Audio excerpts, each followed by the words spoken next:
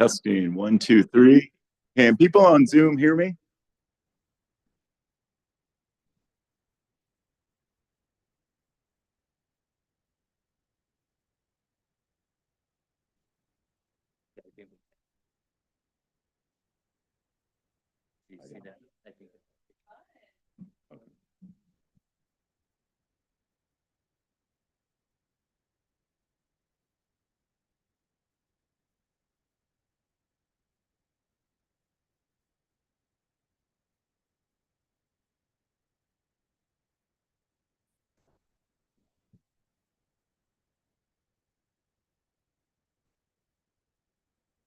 Okay, let's call this special open meeting of the New Mexico PRC Nominating Committee to order.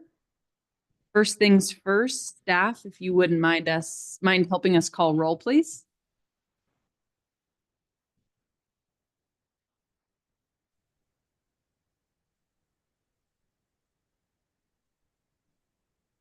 Member Ramones. Present. Member Brinkard. Present. Member Beatles. Member Lovato.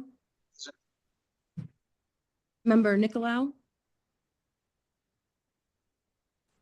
Secretary Baldonado. Here. Chair Seguin. I am here. Madam Chair, you have a quorum. Thank you. Next, we will do the Pledge of Allegiance. So if we have a flag in here, so maybe we'll look that way. Okay. I pledge allegiance to the flag of the United States of America. To the republic which it stands, one nation, under God, indivisible, with liberty and justice for all. And the state pledge.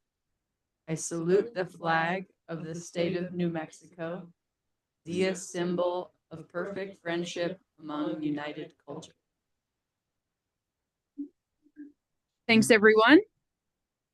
Next up, we are considering and approving the agenda for today. Do we have any discussion on the agenda that was distributed and posted to the website? Great. Okay, hearing no discussion, I would look for a motion to approve today's agenda. Madam Chair, I move we approve the agenda. Second. Thank you, Ms. Ramones and Mr. Brankard. Do we have any discussion? All in favor of the motion to approve the agenda, say aye. Aye. Any opposed? All right, have an approved agenda. Item number 4 is approval of the October 9th meeting minutes, which were distributed to the committee. Are there any edits to the meeting minutes?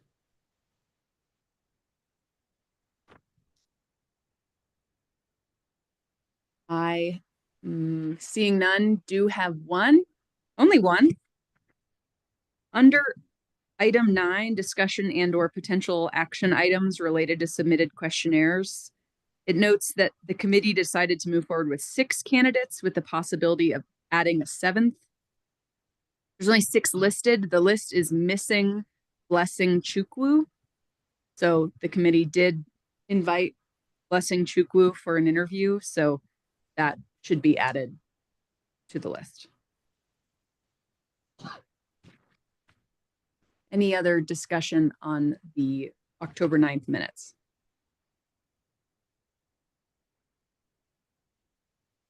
All right. I would entertain a motion to approve the amended minutes.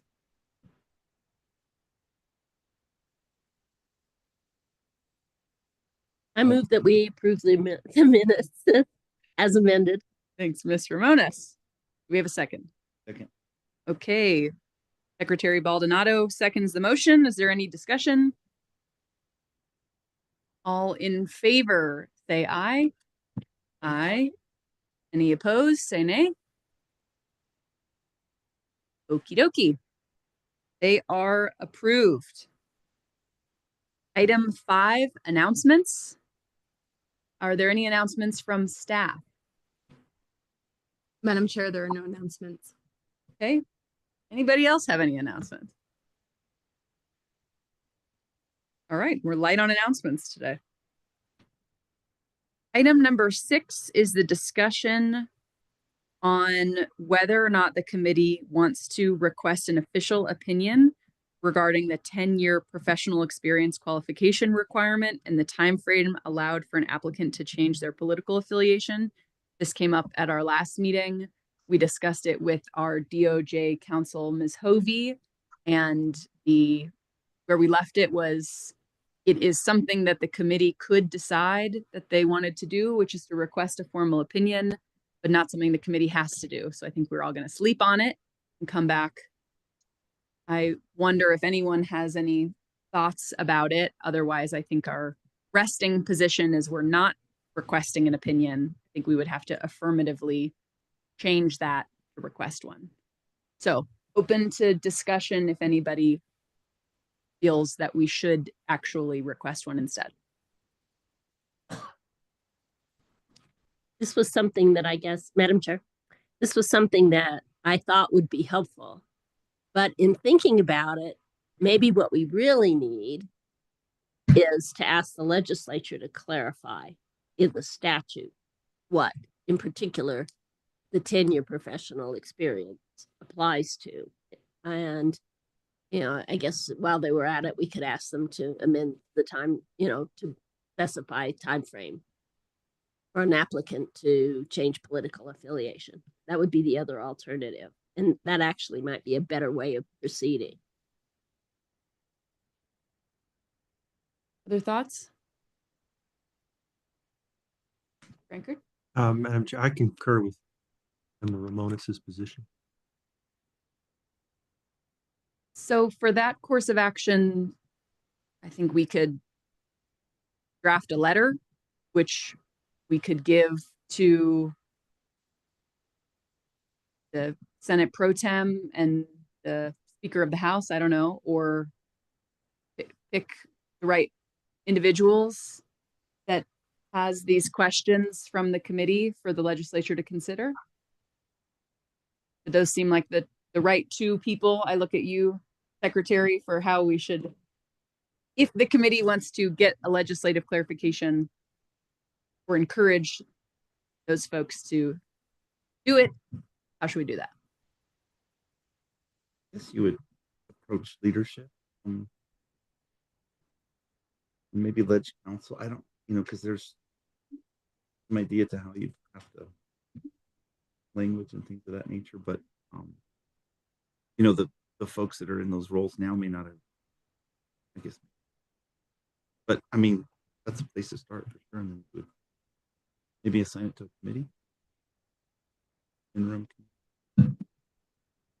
Rankard? I'm wondering if we should either or also have this sent up to the commission.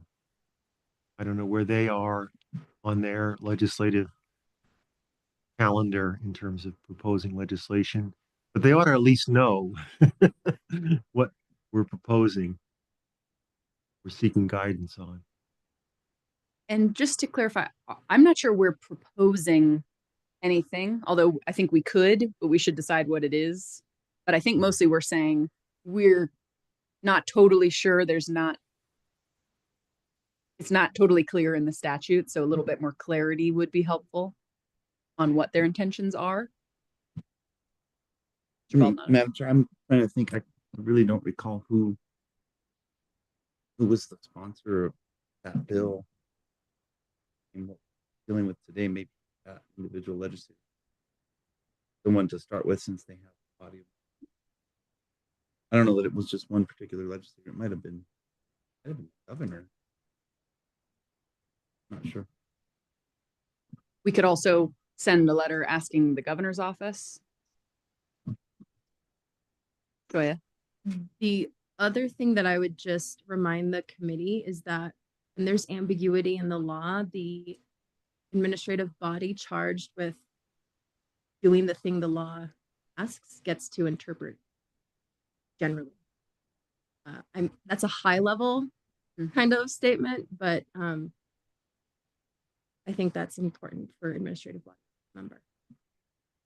Well, I don't want to keep, into forever rolling this over, but I do want to respect that we have a hard start time for an interview. And this isn't necessarily time sensitive, given that we won't get an answer from the legislative body prior to the end of the session, if it were to be amending the statute. So perhaps we can put this on the agenda for our November 7th meeting to finalize our plan if we want to move forward. Does that sound okay to the committee? So we can all keep thinking about how we would want to do it if we want to do anything, but we roll it over to the November 7th meeting. I support that, Madam Chair. Okay. Okay. Unless anyone disagrees, let's do that. And move into our interviews. Maybe before we move into interviews number 7, for anyone watching at home, reminder that we will end the day with public comment. So the schedule is pretty clear here. Each interviewee will receive an hour of time with the committee.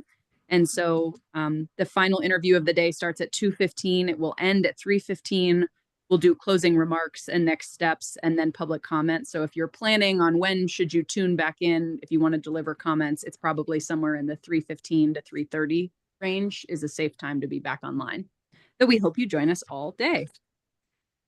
With that, let's now do what I said, which is move to interviews. Item 7, our first interviewee is Stephen Meyer. Grab him from the hallway.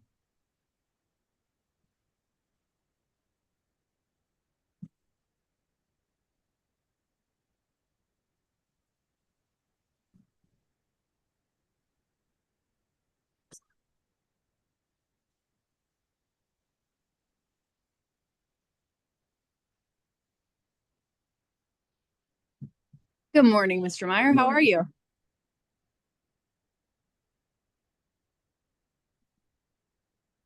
Denise Ramon. Hi, Ricky Segwin.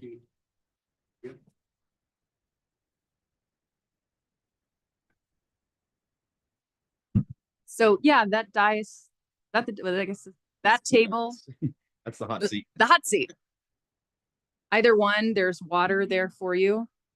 You sure seem far away. This seems. Yeah, and your microphone, you'll press the button there and it'll be on.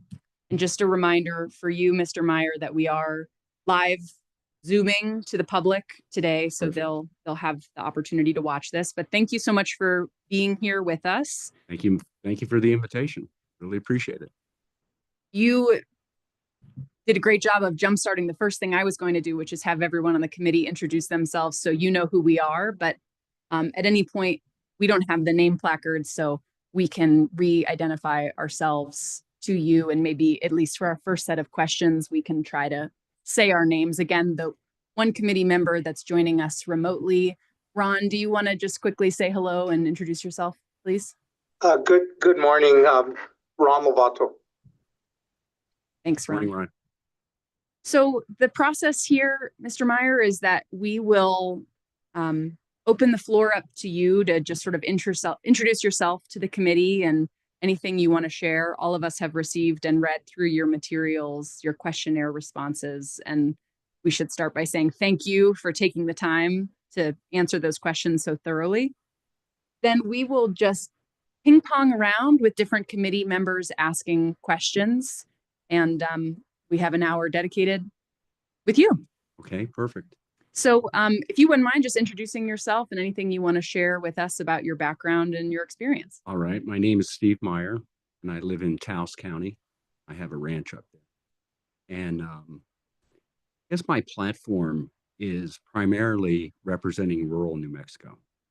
I've been a member of Kit Carson Electric Company for over 20 years and have seen what benefit the people that are in the Kit Carson service area have gained with really what is pretty astounding has occurred up there. I do keep a house in Albuquerque. I've got grandkids there. I use that to hop off to the airport. I think the other element of my platform is energy efficiency. You know, there's the old recycling term of reduce, reuse, and recycle. I think that can be applied to energy. And I noticed in the Energy Transition Act, there is one of the major planks there of implementing energy efficiency programs. Although I don't see that as organized as maybe focusing on generation. And I think that's kind of two ends of the spectrum. If we reduce through energy efficiency, then we'll truly understand the demand that is needed to be generated. And in residential and commercial properties, it's 30 to 35% of the energy that is purchased is wasted, entirely wasted. Now, having organized energy efficiency programs, especially in rural New Mexico, also allows for increased comfort, increased safety, improves the building stock, and really allows us to help people that probably can't afford to affect the transition on their own. I've done a lot of research in the last month or so, both on the backgrounds of everyone here in this room, but also on different areas of the movements of the state of New Mexico for moving us to entirely green, entirely renewable energy. Thank you. Committee members, if you will just kind of give me the little hand wave that you want to speak, I can create a list here. And again, I think probably we'll do about one at a time, and then we'll have time to go back to each of us for multiple questions, I expect. So does anyone want to kick us off? Ms. Beatles. I will, Chair Seguin. Thank you. Welcome, Mr. Meyer. Thank you. I'm going to ask a few questions that go to process rather than to the substance of what commissioners regulate. One, are you prepared and committed to treating this position as a full-time job? Yes. And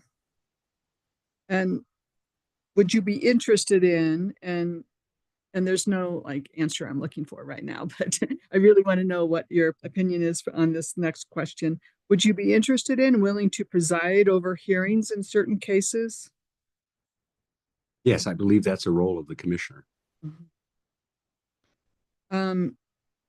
How would you handle the situation if a regulated entity or other party to the case approaches you privately and starts to communicate information to you that directly relates to a pending case in violation of the prohibition against ex parte communications? My question is, how would you handle that situation? I think I'd engage my staff in order to deal with this. And then if there's another body that is associated with the PRC that does enforcement for these type of situations, then I would engage them.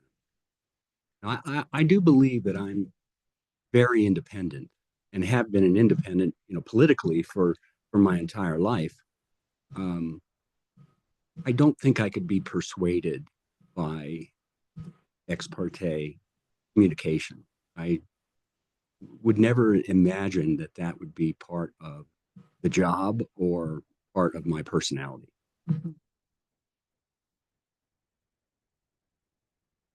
How would you go about improving the ability of the commission to retain, develop, and recruit expert staff, both advocacy and advisory staff? Well, personally, I think the staff is the backbone of the PRC, not the commissioner.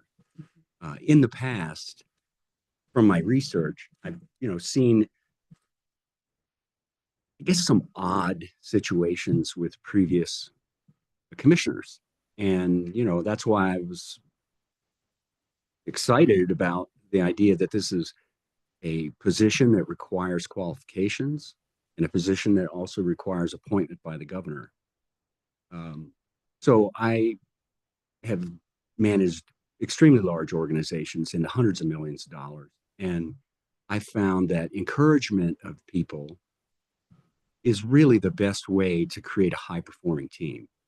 And my focus would be on both the experience and education levels of everyone in the organization and understanding the paths they want in order to create success in their lives. And I think I wrote this that, criticism always should be in the, as encouragement, never as penal, never as, hurting someone's ability to reach their goals. I think that the commissioners, yes, they do have the ultimate responsibility for the decisions, but it seems to me that those decisions are informed by the expertise that the PRC has in the staff, not the commissioner. And that last question is no reflection on what the commission has been doing lately to Yes, I agree. to recruit, train and develop professional staff, because I've seen huge strides, including book groups that I wish I could attend, but I think that's great. And even authors of books like California Burning coming in and talking to staff, that's amazing. And I think what you were describing earlier was publicly praise and privately criticize, right? Like, sure, but privately encourage. Yeah. Okay. And one last question in this vein: do you prefer working in a team or working alone? And what experience do you have working as part of a team? I think the right answer is team, but that's also reflective of the way I operate. Yeah, no one can achieve success on their own. It just doesn't happen. And I think effective delegation, if that is required as a commissioner, is important.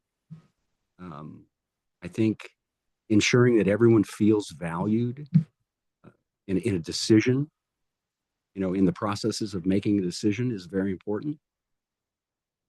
And I'm asking that question to probe how you would handle stepping into a body of 3 with 2 of them having, a couple of years under their belt, and how would you work with them to ensure that stability and continuity is maintained? I think it would be like becoming an officer in the military when you first get out of college. The first person you want to talk to is the senior master sergeant, because they've been there. They know that. They know what's going on in the organization. Not coming in and, offering individual opinions that may not be supported by the staff. And I think that's probably the best description I can make of this, is that, you need to tread cautiously and not make independent decisions because all of a sudden you're a PRC commissioner. That's not, I don't believe, the way we should operate in any government agency. That's all. Mr. Secretary Baldonado. Thank you, Madam Chair. Thank you, Mr. Meyer. I'm looking at your questionnaire answers, and I was looking at question number 10 that asked, is there a state whose energy regulatory policy that you believe New Mexico should emulate, and if so, which one? And you quickly answered the state of California, and then you talk about what you mentioned already, that maybe I think you characterized it as your platform of efficiency. Mm-hmm.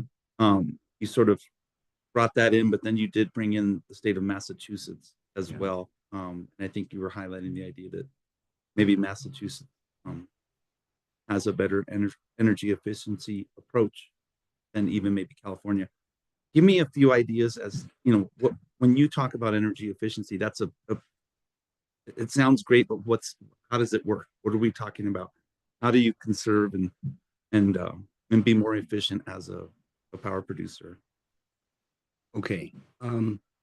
As you know, I managed PNM's residential energy efficiency programs for a couple years the last time I came out of retirement, and found that we could save a significant amount of energy for each household by simple energy efficiency measures, such as LED bulbs, weather stripping exterior doors, pipe wrap, those kind of things. What I did notice at that time, though, is that rural New Mexico doesn't have these programs. Otero County has a small program, mostly rebates. So I wrote a blueprint for rural New Mexico on how to execute an energy efficiency program. I'm more than happy to share that with you. I've shared that with Colfax County, Rio Arriba County, Santa Fe County, Sierra Club, NM350, really anyone that wants to read what I wrote, I'm more than happy to give this. What it entails is experienced technicians that are certified by the Building Performance Institute as building analysts to go into a home and analyze their energy usage, do a blower door test, understand the air infiltration of the building, and then provide simple energy efficiency programs within a 3-hour period. Now, it's not just the energy efficiency that the homeowner or the building owner experiences, but it's also a opportunity to explain to that homeowner what is available to them after that technician leaves.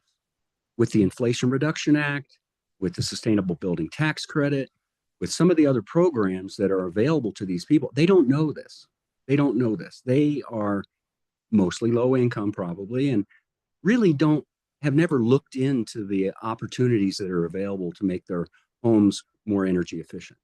So I would call this a light touch, high volume program in rural New Mexico that allows us to get in and make an inventory of our low income housing stock in order to understand what we need to do as a state and as the federal government to fund the improvements that these people cannot fund themselves. But we need to get in. We need to get into their home. Now, ideally, I'd love to see this being operated by rural co-ops. But as you obviously are well aware, the PRC doesn't really have oversight except when a statutory number of members of that complain to the PRC. Then the PRC does take responsibility for the rate case. So this light touch, high volume idea, I think, gets us in and offers an opportunity for us to build an inventory on what's necessary in order to achieve energy efficiency. We're going to leave these people behind if we don't do this. I mean, I have solar panels on my house, right? I have a mobile solar trailer that I, haul around for power.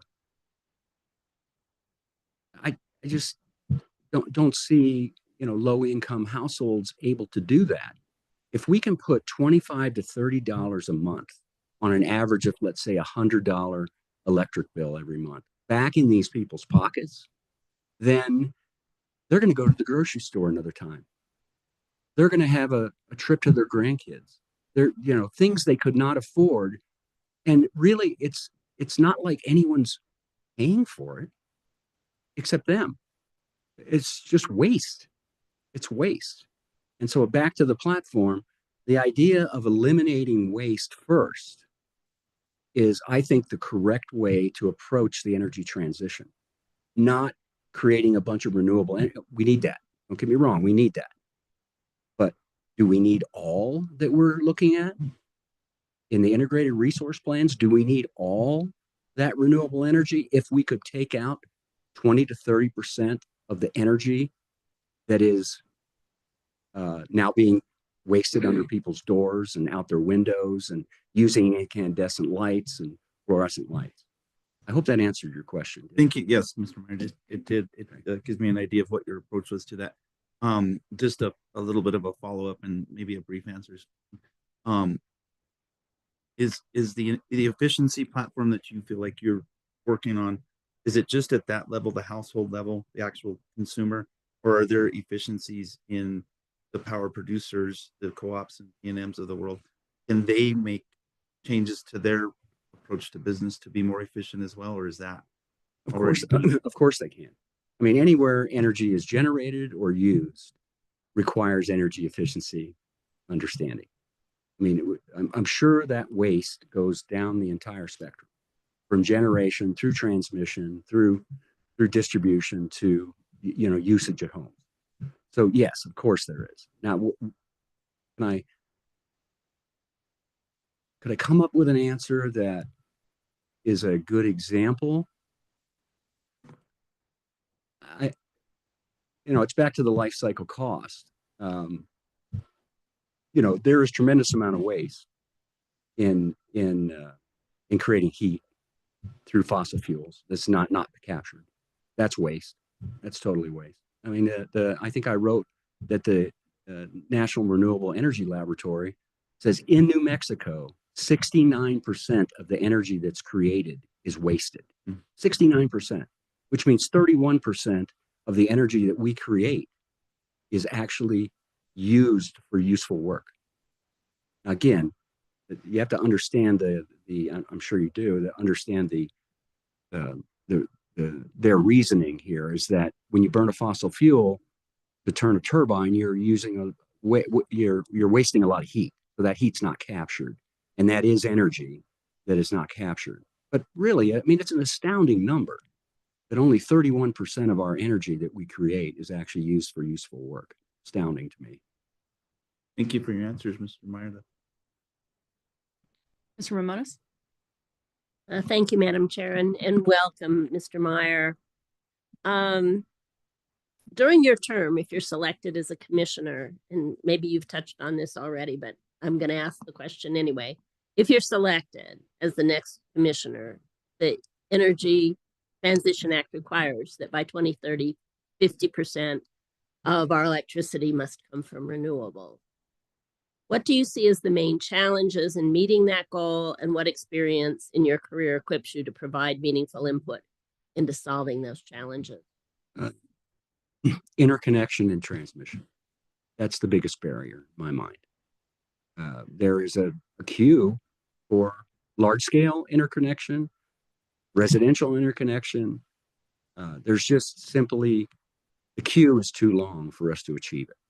I mean, in looking at the report that the PRC provided to the legislature on July 1st, it seems to me that we have the classic hockey stick, right? I mean, it's like many people, but the summary says we're going to make it by January 1, 2025. I really only see 4 co-ops that have a chance. Kit Carson, of course, Roosevelt County, Otero County, Columbus. Those are the 4 that I think can actually make it. The rest, are totally reliant on their power provider in order to do that. And I think they're late. So, and I'm kind of a numbers guy. I'm a certified measurement and verification professional. And I look at this and I see that we haven't achieved, and all of a sudden we're going to achieve. It's a classic, hockey stick. We do need to break down the barrier for interconnection. We do need to do something different in transmission, because the queues are so long that I understand that some of the participants in that queue are actually trading now their positions in the queue, or horse trading, I guess, their position in the queue in order to get their interconnection or transmission line complete. Did that answer your question? Okay, what I have no experience to deal with it. Yeah. No, I don't. I mean, I've managed very complex organizations, a lot of business transformation programs for some of the largest companies in the world, Rolls-Royce Aerospace Group, General Motors, Chrysler, Graphic Packaging. These are, billion-dollar corporations. And I've run these large-scale business transformation programs. It's essentially process improvement, investment, internal rate of return of that investment, these kind of things. And so I would probably take the same approach that I've used throughout my entire career in order to achieve the goals of New Mexico. I don't know if I do, but experience, my master's degree is in technology and science policy. By the time I got that master's degree, I was an associate consultant with one of the largest consultancies in the world. And I'll be honest, the compensation was kind of unreal. It was unreal. And I became a senior partner after 16 years with them. And I guess they were kind of foolish because they paid me too much. And so I left and started my own firm here in New Mexico. So yeah, I mean, the Rolls-Royce Aerospace Group was, the company gave them 160 million in cash. And then my responsibility was to get it all back through business improvement. And we ended up with 330 million in improvement that was measured by the client, not measured by us. And so, this is a complex organization. I can see that by looking at there's a lot of expertise. There's a lot of different areas that need to be addressed, broadband, telecommunications. I mean, you have to have that expertise. And I think my experience of managing extremely complex organizations would benefit the PRC. Thank you. How do you keep abreast of energy markets, industry developments, renewable energy and greenhouse gas reducing technologies, public policy developments, best regulatory practices? Are there periodicals or online sources of information that you regularly read? I do. I read a lot. I read everything that you guys have published in the last year. I read, I'm a member of Renewable Taos, if you're familiar with that organization. We advocate for clean energy and EVs and those kind of things. I don't own an EV, but should put that out there. I reuse vehicles. All my vehicles are old and they're like the dog in the pound that couldn't find a home. Those are the ones I buy. Inside climate news, I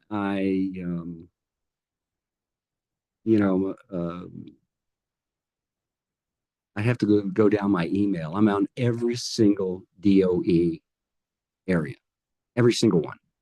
I get emails. That'll keep your inbox full. Oh, it's totally full. But I process it, and I have rules in my inbox that throw it into certain inboxes that then I can go and dig that out. For example, tomorrow is a big day for the Office of Indian Energy. I mean, there's 71 million of federal opportunity announcement for pueblos and tribes for tomorrow, 71 million. And I don't know if this is a good time, if anyone's going to ask about, tribal, but the problem is not the money. The problem is the capability to build the grant application, which is why I wrote that blueprint for rural New Mexico, to give county managers the opportunity to use it to bid on, in this case, the seed funding. But there's, the Community Energy Efficiency Development Block Grant funding that was approved by the legislature in February of 2022. I met with the Santa Fe County Sustainability Manager. I had lunch with them. Their RFP is out. Bernalillo County, they're already billing MNERD. And who's then, of course, billing probably somebody else. So they're down the line. I mean, and we need more of that. We need more of those kind of programs. But unfortunately, the people that we have in rural counties and tribal nations don't have the capacity or the capability, for that matter, to write a winning grant proposal. So I just took it upon myself to write one. And, it's gotten pretty wide distribution, which I'm actually pretty happy about. Thank you. And you're absolutely right. I mean, the state, if they get their formula grants, they do, they get their money. But if they have to compete for a grant, we really have a shortage of good grant writers. Yeah. And so we miss out on a lot of opportunities, especially with the bills that have been passed. In I think last both at the 5 state years. level and the individual homeowner.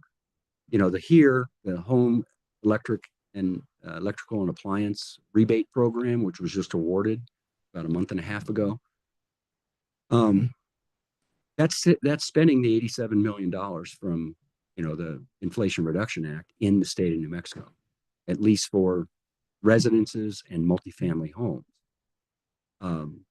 But I think people are going to need assistance in doing that, in actually applying for the grants. And I know MNERD has an RFP out right now for energy coaching and a green bank. But mostly in my interest area is energy coaching, which is explaining to people how they can realize this funding. It's available. And if I read it correctly, it's 100% point of sale rebate for low income homes that are 80% or less AMI, area median income. So it's effectively free. And most of this proposal is to really, and I don't think MNER would use these terms, but provide the float so we can pay the contractors to do this work quickly, because most small contractors in New Mexico cannot have 250 heat pumps in their, you know, they don't get the terms from the manufacturers for that level. So they would have to have a pretty rapid turnover of getting paid. And by the time it was billed to the state of New Mexico, who then would bill to the Inflation Reduction Act, the Department of Energy, that could be a couple months. And most small contractors could not do that. I find that as a barrier to, you know, to implementing energy efficiency and appliances in the state of New Mexico. But that RFP is out. I don't have that kind of money to help with the flow. We've been hearing, thank you. We've been hearing that the grid is kind of at a pivotal point. It was designed decades ago, and that now is the time to upgrade the grid, and that we have to do that because the country and the world's going to see. I know you talk about efficiency, which is great, but we're going to be entering a period when we will need a whole lot more energy because of AI and data centers and electrification of every sector in the economy possible. And so what do you see as the most pressing issues regarding the grid that the PRC needs to understand? I think historically, the grid has been from a central power plant with long lines all the way down to someone's home. I think that's backward. I think we need to create microgrids and distributed generation that allows smaller communities to be protected from outages, right? There's a lot of, especially co-ops, they're not allowing residences mostly to interconnect to the grid or their distribution network. I think, again, for safety and comfort, for people that have medical devices that require electricity, medications that require refrigeration, we can do that at the local level. Local by, I mean like a community. If we had distributed generation, community solar, solar for all, I know that's another RFP that's out. And then the operators of which of course are the utilities, need to think differently than, hey, we're going to have a huge utility scale solar array that's simply going to replace a coal-fired plant. But it's still one way, it's long line. With the advent of electrical, electric transportation, those are huge batteries. Those are huge batteries. So bidirectional charging is something that we should look at. I think we need to turn the whole idea of this grid. And again, this is my personal opinion. So it's not policy, but then again, I don't have a policy position. So I guess it's all my opinion. We need to focus on distributed generation. And it's not just because use the electricity where you're generating it. It's for comfort and safety, especially in rural New Mexico. Thank you. All right, I have one last question, and this is the lightning round. So you get to basically tell us yes or no, or on a scale from 1 to 10, 10 being the greatest, that how much experience you have or a skill that you think that you're particularly good at. So law, regulation. Pretty low. Except 1, what I 2, read. 3. Except what I read. Okay. Utility operations. Middle of the pack, I would say. 5. Yeah. I'd give- Yeah, give me a number, 1 to 10. Oh, 1 to 10. Okay. Okay. Finance and accounting. 4. Engineering project management. 1. Energy markets. 5. Consumer advocacy. 1. Business management. 1. That one surprises me. Business management? The highest. Oh, okay. Oh, right. Can we start? Let's go. Let's start over All right, again. okay. 10 is the best. 1 is the number 1. Yeah, let's start. You redesigned the grid, and now you redesigned my scale and my questions. So let's start over again. All right, law Okay. and regulation. I'm sorry. Law and regulation. 10. Okay. Utility operations. 5. Okay, you're consistent. That's what you said last time. Right. Finance and accounting. Yeah, I guess it would be 6. Engineering project management. 1. Okay. Energy market. 6. Consumer advocacy. 1. Okay, and business management 1. is the lowest, right? No, it's the highest. Are we still there?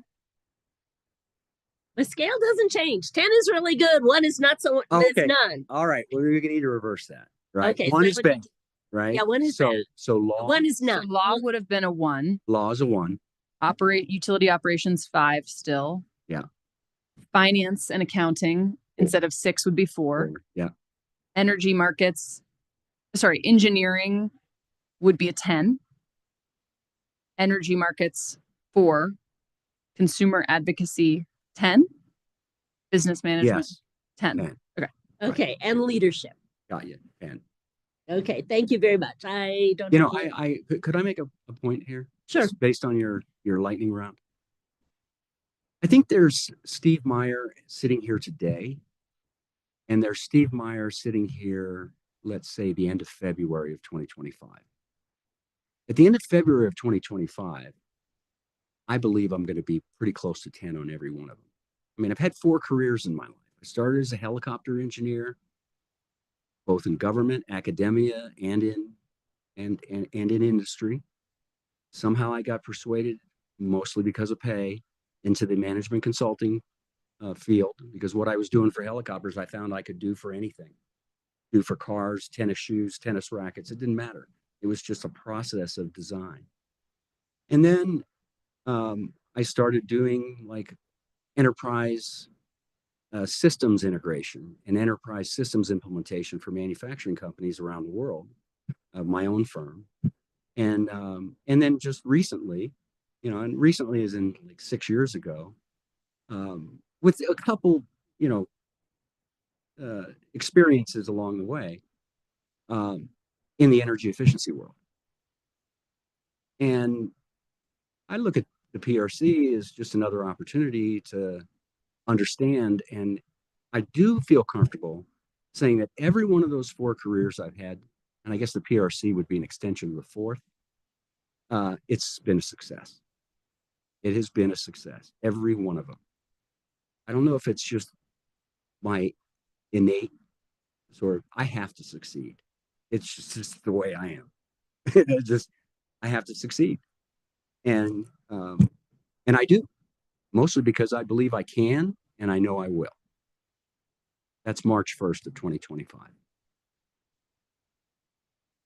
So I just want to quickly time check. We have a little bit over 20 minutes left. And so I know Mr. Lovato, Mr. Brankert, and I will have some questions, and then hopefully we can get back to a few more from folks. So just keep that in mind, all of us, in terms of the questions. I am going to ask some, and okay, I'll ask a few.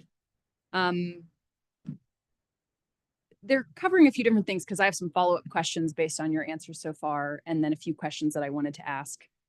One thing I wanted to raise right at the beginning is we've heard from public comment that a commissioner who, I want to get the language right on how we're hearing this in public comment. Commissioners should address the urgent need of addressing climate change. How would you consider that urgent need in your role as a commissioner? It is an urgent need. I mean, we are so far behind in addressing this issue. I mean, this should have been addressed really when we understood it, which I believe is kind of in the early 70s, late 60s. And now it's dire, I believe. The first thing I would do is energy efficiency, because we can put another array in a queue waiting for interconnection to the transmission lines and wait 7 years to save that 1 kilowatt hour. Or we could go into 1,851 homes, which is what Taos County bid, and we could get those KWH eliminated immediately. Within 90 days, they're gone. So I would emphasize that. The rest of it, I think, is we're buffeted by both the federal, regulations for transmission, FERC, and these kind of groups, and also, land ownership, right of ways, those kind of things that no matter how fast we want to move, it's going to move as fast as it will. Energy efficiency can move now. It can move now. We can eliminate kilowatt hours and therms of energy being used at essentially no cost. These energy efficiency programs pretty much pay for themselves. They pay for themselves. And that kilowatt hour and that therm that's never used is the cheapest one there is. And it's also the cleanest one, the one that's never used. Thank you. You talked about your platform as being a voice for rural New Mexico, and obviously you have a lot of experience with Kit Carson and a lot of knowledge that you've impressed upon us so far about other rural co-ops. What is your experience working with the investor-owned utilities who also serve rural customers across the state? Well, I was actually an employee of PNM in 2006 to 2007 as a general manager of a organization that doesn't exist anymore. It was sold, called Avistar. And this was a commercialization organization that took the best ideas out of PNM, packaged them up, and sold them to other utilities. When the new CEO came in, one of the first questions he asked me is, why do we have this division? And I had just started. And I said, I have no idea. I'm a manufacturing guy, right? I mean, that at the time. And so that was a short stint. We sold it.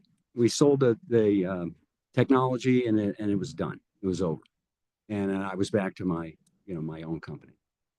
I think I do understand rate cases. I mean, what's going on right now with the PNM rate case. I do understand the oversight responsibility of the PRC for the integrated resource planning, which is key. I think the oversight of the procurement processes, I believe, is also key. It's just a complex business. And what I don't understand, I will understand. Thank you. And I'm glad you raised the integrated resource planning process or resource procurement cases. This can be a quick answer, and then there'll be a follow-up. Do you have any experience with an IRP process? No. Okay.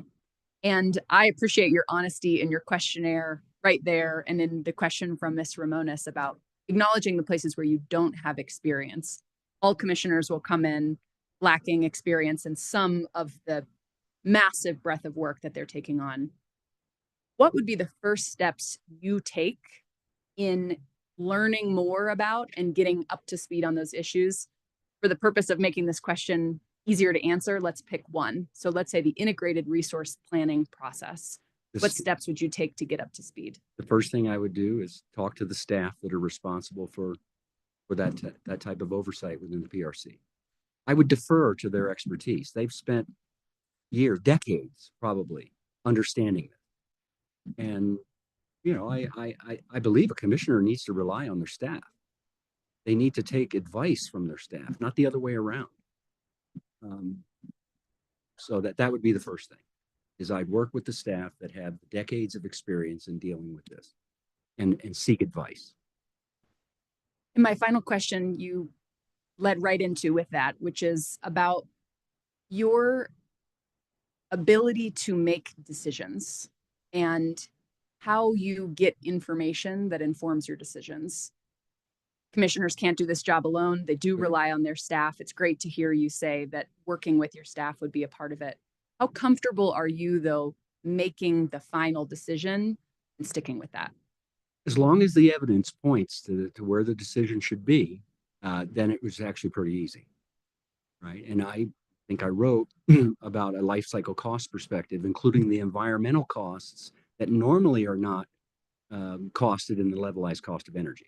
I mean, these societal costs that are being borne now by the world really are not in that calculation. So,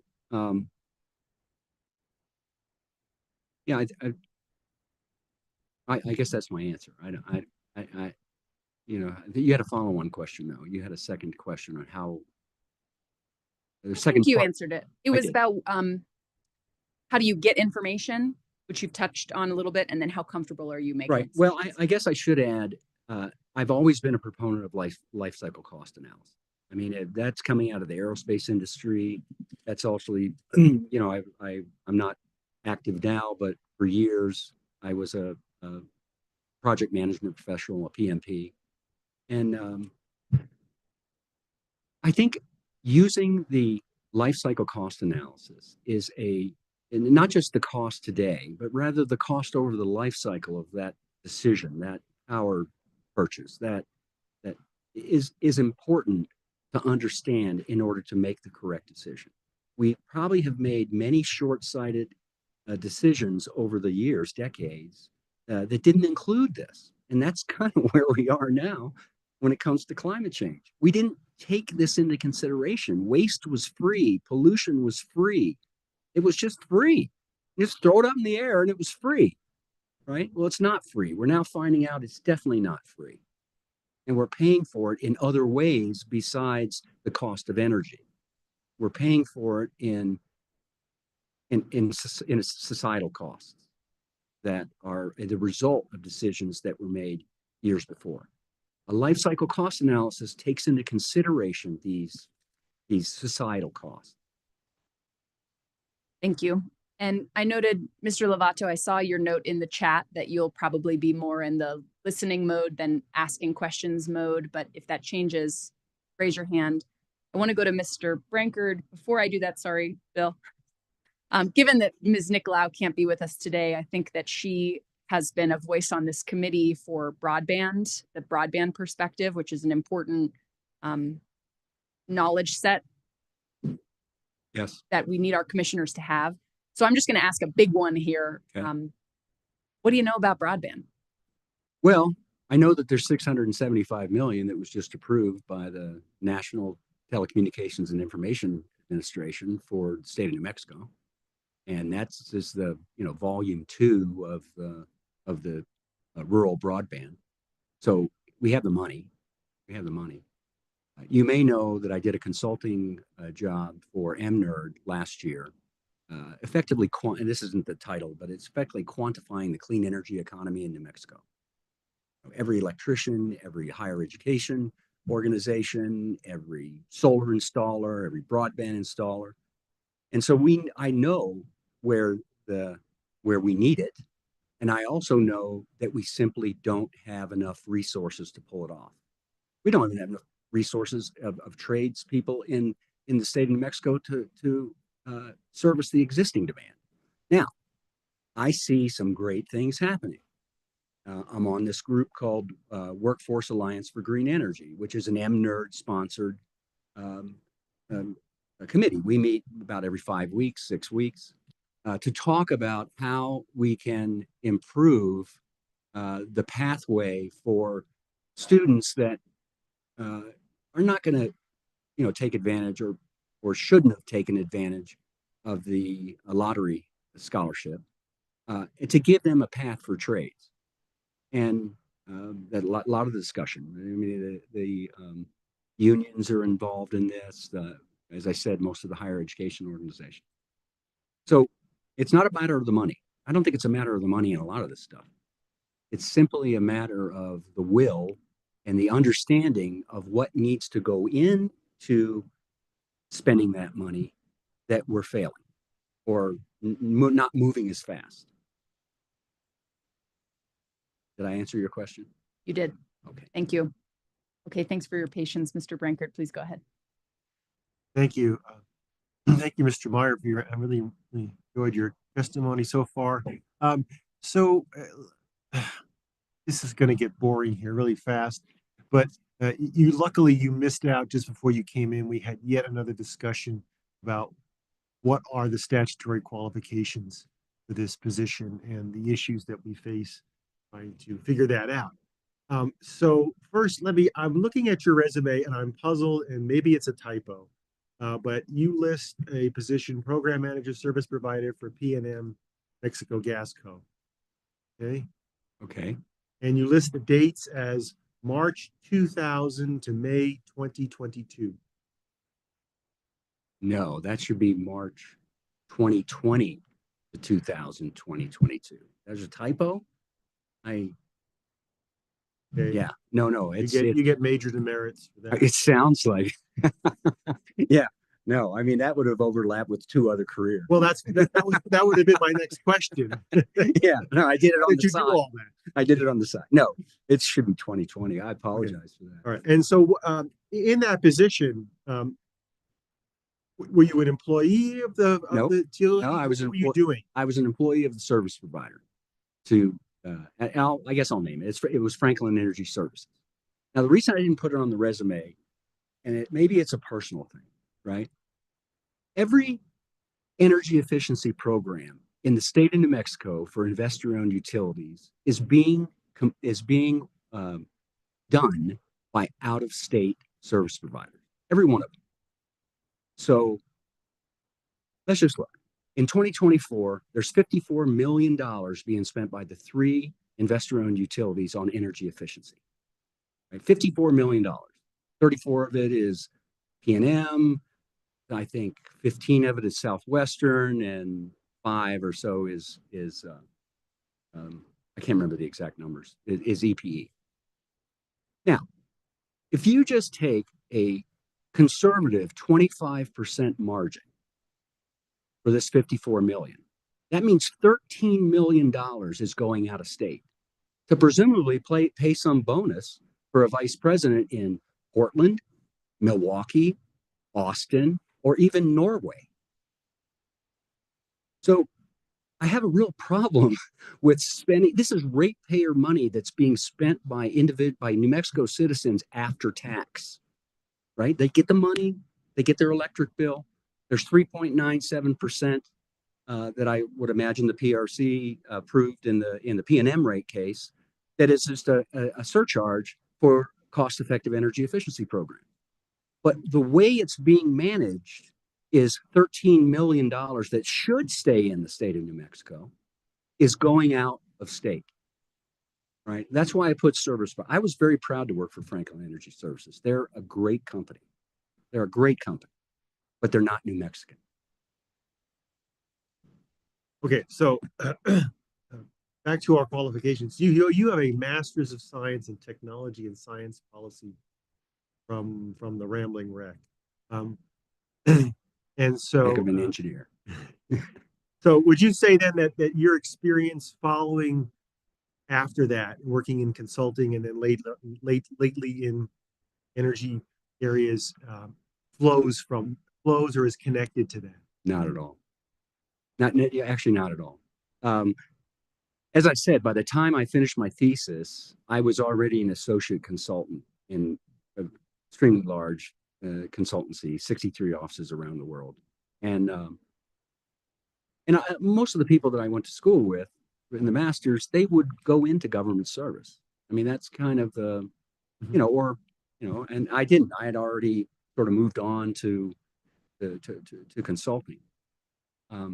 The only thing I would add to that is, again, I'm repeating myself, is that Is it the Steve Meyer of October 2024, or is it the Steve Meyer of March 1st, 2025? And I know I can't prove that I have this kind of experience, but this is just a complex organization that requires management and decisions being made. And the quality of the staff, the experience, expertise of the staff is going to be key. So the short answer is I don't have any policy experience. I don't have any regulation experience, none at all. What I do have is a passion for making this work and moving things faster. We must move faster. And so I'll always be looking at opportunities to improve the speed and the effectiveness of the processes of the PRC to affect this change that we know we need to do. Thank you. Okay, so we have technically 5 minutes left. I think we could go 5 minutes over because we did start about 3 minutes late. I'd like to move into, I'm going to borrow the terminology, lightning round from Ms. Ramona. So for the committee, I ask you to answer ask your questions in sort of a lightning round fashion, and Mr. Meyer as well. Maybe these are quick response type questions. 10 is highest, right? Say that again. 10 is highest. Yeah. Yeah, we're going to get a calculator out as well. Get ready for the numbers questions. So with that in mind, lightning round team, if you have them. Ms. Beatles. Thank you, Chair Sagwin. I will try to make this quick. So Community Solar Act implementation. You said you did some research to prepare yourself for this process, Right. this interview. Have you looked into that? I have, yeah. What steps do you think can be taken to speed up the process for future selected projects? Because as you know, although the act was passed in 2021, none of the selected projects have broken ground yet. So do you have any thoughts about that? Well, I think the investors are probably a bit shaky. I mean, if you don't know when you're going to interconnect, it's pretty tough to sort of pencil out your investment. And the interconnection, I believe the interconnection queue is the problem. If we had interconnection queues that actually gave actual real dates, then the investors in the community solar could actually pencil out their investment. They can't do that now. This is why I think they're dropping out. Or if they're not dropping out, they're just holding their queue position, hoping against hope that the logjam's gonna break. Right? That's what I think. Now, it does lead, though, to the idea of distributed generation, which I'm a big proponent of. Again, mostly for comfort and safety, but also for the allowance of microgrids in areas or battery storage for people that actually need it. Whether they have medical devices or they have medication. I don't know the solution to that.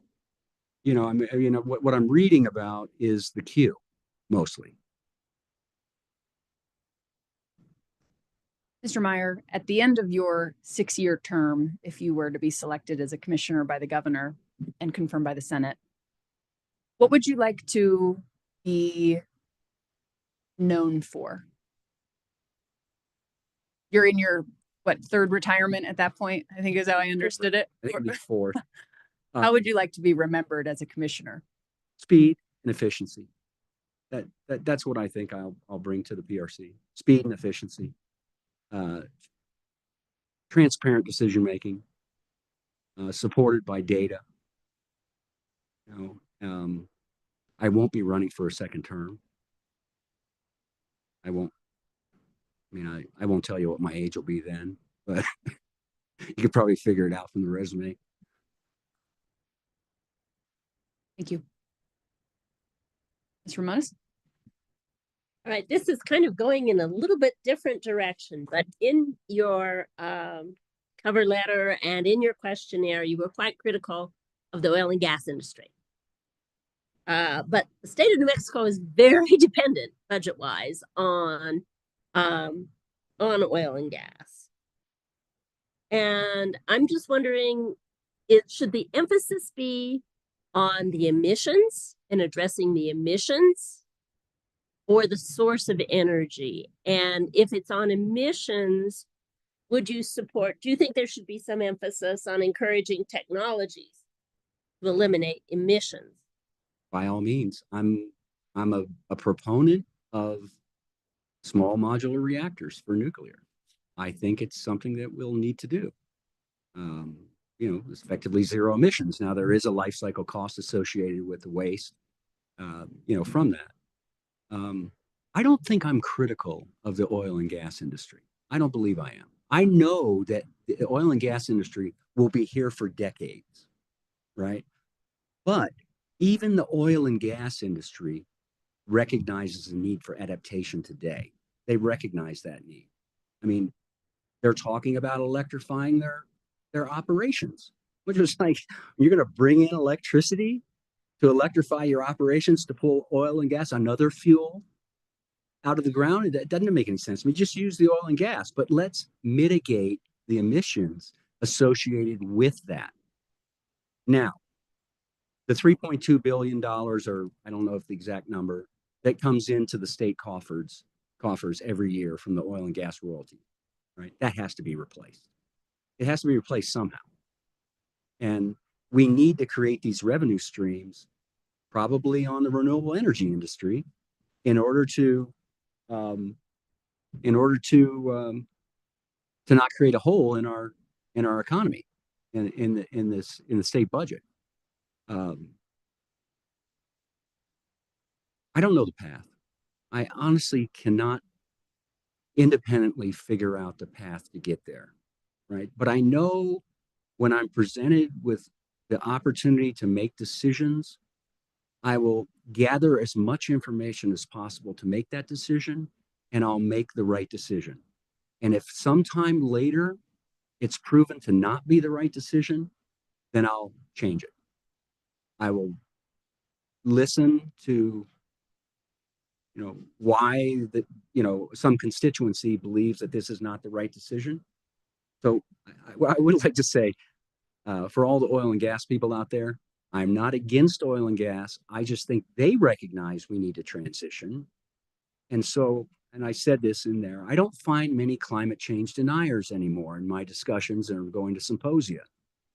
I find obstructionists, because there is some economic reason that they want oil and gas, not environmental, not even cost, because we know that renewable energy is significantly less costly than coal-fired plants or oil and gas. It's for electricity generation, and it's only going to get more inexpensive. It's only going to get more inexpensive. Just the massive amounts of renewable energy that's being implemented throughout the country drives costs down.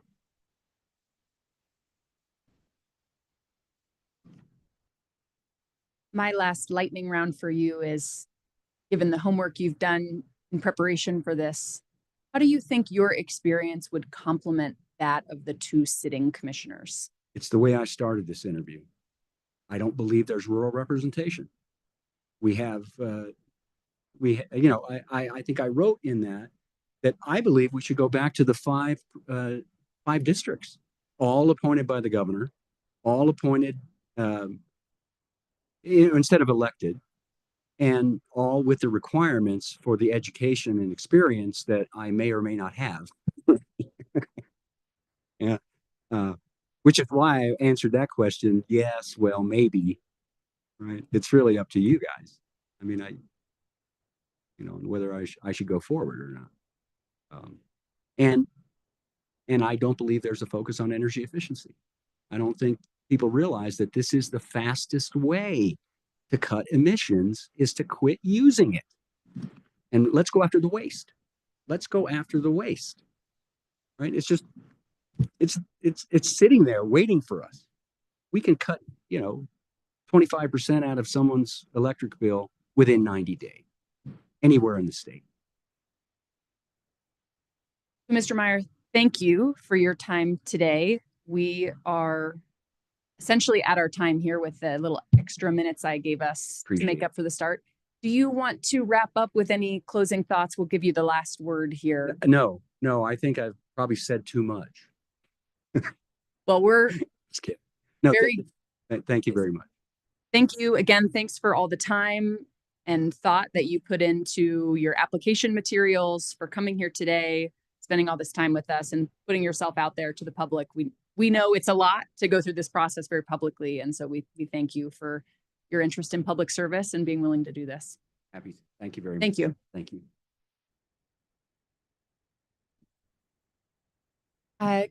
Choya, I know right now we have what would be a 10-minute break before our 10:30. Do we have any indication that our 10:30 interview has arrived? That might be a question for Sarah.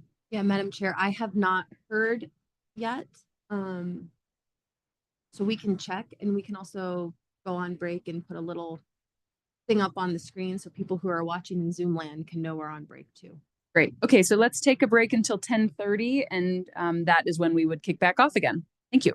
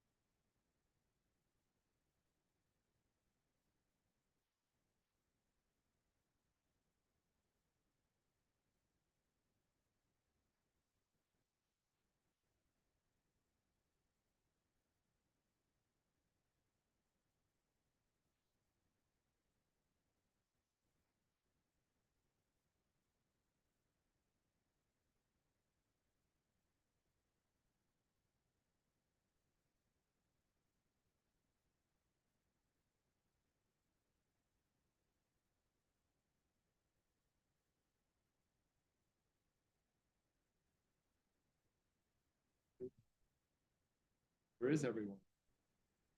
Yeah. Super. Yeah, you.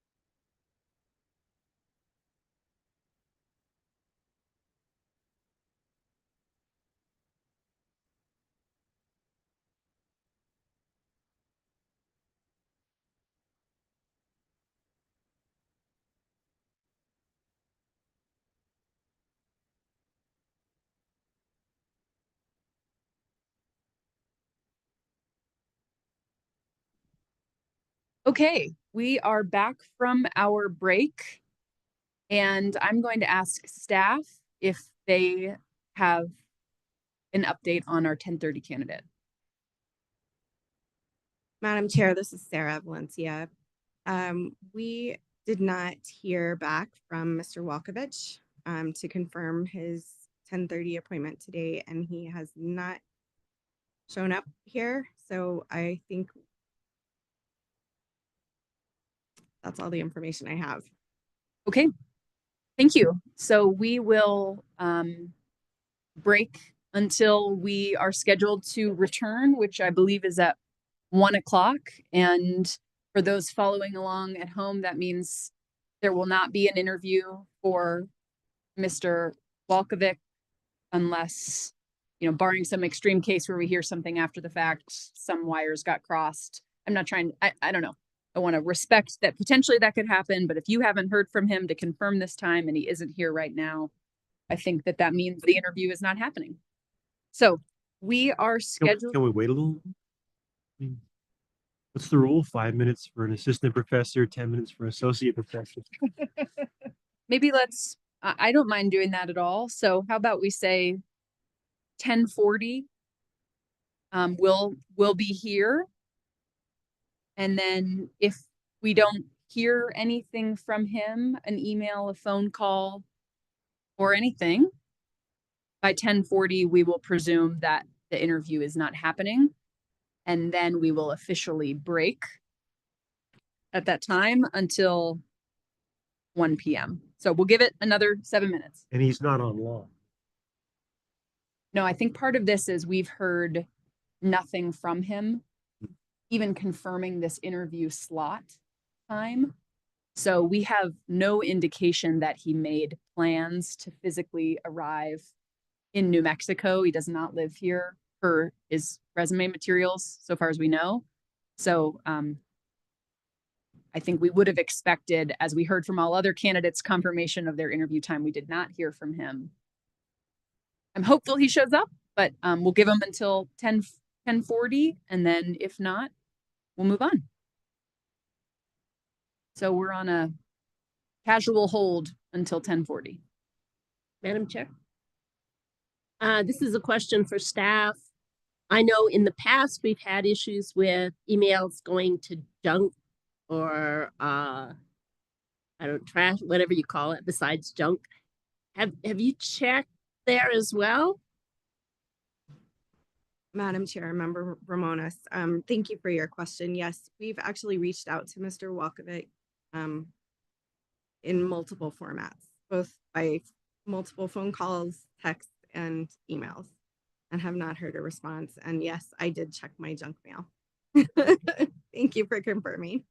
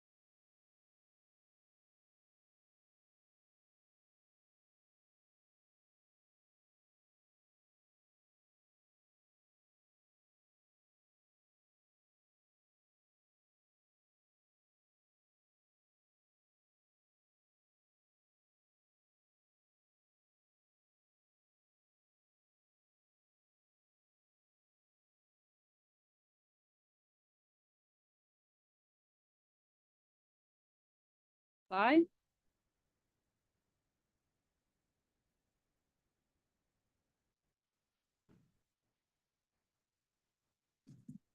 Okay. Well, we acknowledge that things can come up, and from the perspective of this committee, though, the candidate will not be interviewed, and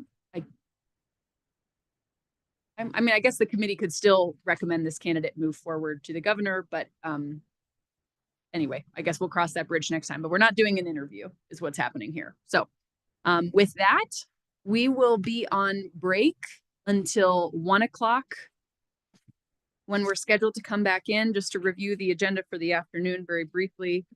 Our interview starts right at 1. So committee, maybe if we can get back 5 minutes before, and then we can get started promptly at 1 o'clock today. We'll have 2 interviews in the afternoon, closing remarks, and then public comment. Again, for folks who plan to join for public comment, I expect that will happen around 3:15 to 3:30 range based on the schedule, assuming everybody is present for their interviews. That's when we'll do it. So thank you all. Have a nice lunch.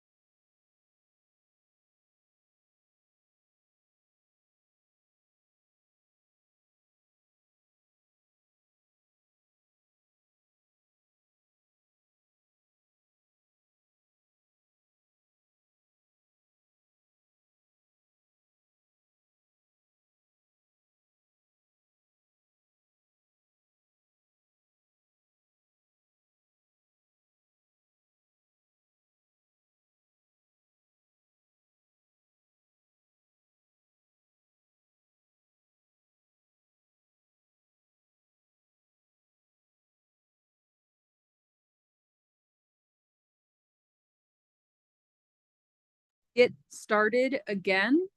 Our next interview is with Blessing Chuku. So if you wouldn't mind bringing Ms. Chuku in, please.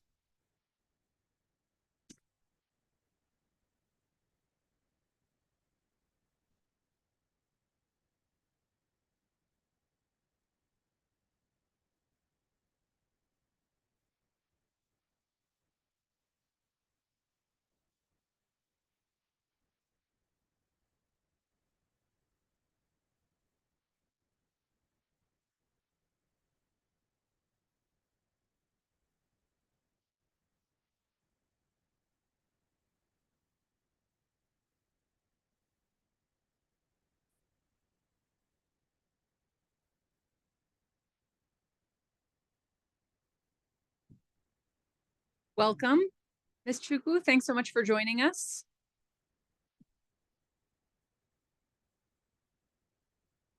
Yes. So we will give you a minute to get settled here. There's water. Yep, we can start the mic, but we'll let you get set up first.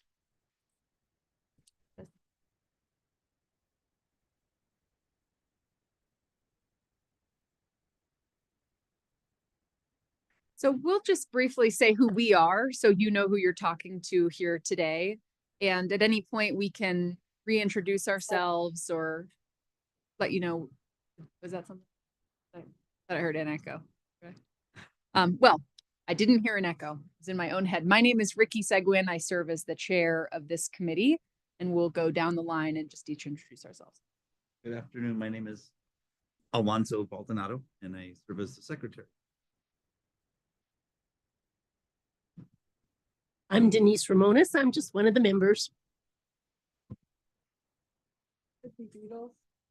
I was Sydney Beatles. I was appointed by Senator Mimi Stewart, President Pro Tem. And I presently am with an environmental nonprofit, Western Resource Advocates. You may have heard of them in Arizona work. And my background does include over 20 years on the staff side of the New Mexico Commission. Nice to meet you. Good afternoon. My name is Bill Brancard. I'm a member of the committee. Thank you. So the other folks in the room are wonderful members of the PRC staff who are helping us out with all this, but I'm not going to have you all introduce yourselves. So with that, we first want to say thank you so much for being here, for giving your time to this process, and for your thoughtful responses to the questionnaire that we provided. We're grateful for the time that you've put in and grateful for your willingness to serve New Mexico in this way. How we want to open it up is with you having the opportunity to introduce yourself to the committee and any bit of your background that you want to share. And then over the course of the next hour, we will take turns asking questions of you. I'm realizing, yes, both in my own head and then because I have an excellent secretary to my right, that we have another committee member who's on Zoom, and I apologize, Ron, for skipping you. If you please say hello. No problem, Madam Chair. Hello, welcome. I'm Ron Lovato. So with that, I'd love to know if I'm pronouncing your name wrong, and if so, I'd like to apologize, Ms. Chuku, if you'll please introduce yourself to the committee. Good afternoon, Chairman. Good afternoon, honorable committee members, and good afternoon, staff. I thank you all for your time today. My name is Blessing Nkiruka Chuku, and I did submit a resume, but I'll still mention my experience. I recently retired 8 months ago with the Arizona Corporation Commission. I did put in about almost 21 years with the Arizona Corporation Commission, and I held positions of increasing responsibility at the Corporation Commission. I retired as the Chief of Compliance and Consumer Services. Prior to that time, I worked for 5 years with the Oklahoma Corporation Commission in Oklahoma City, and I did work there for about 5 years. And prior to that time, I worked in various positions with the city of Oklahoma City. And education-wise, I attended the University of Central Oklahoma. I earned a master's degree in finance, an MBA in finance, and I also have a bachelor's degree in accounting. And I'd like to thank you guys for giving me this opportunity, to appear before you today. Thank you. Thank you and welcome. I will kick us off here with our opening question, and then again, we'll go to various committee members along the way. My first question to you, Ms. Chuku, comes from your very robust experience being on the staff side of commissions. You mentioned both in Oklahoma and then with the Arizona Corporation Commission. What do you see as the key differences if you were to step into the role as a commissioner? And how does coming from staff make you best prepared to serve as a commissioner next?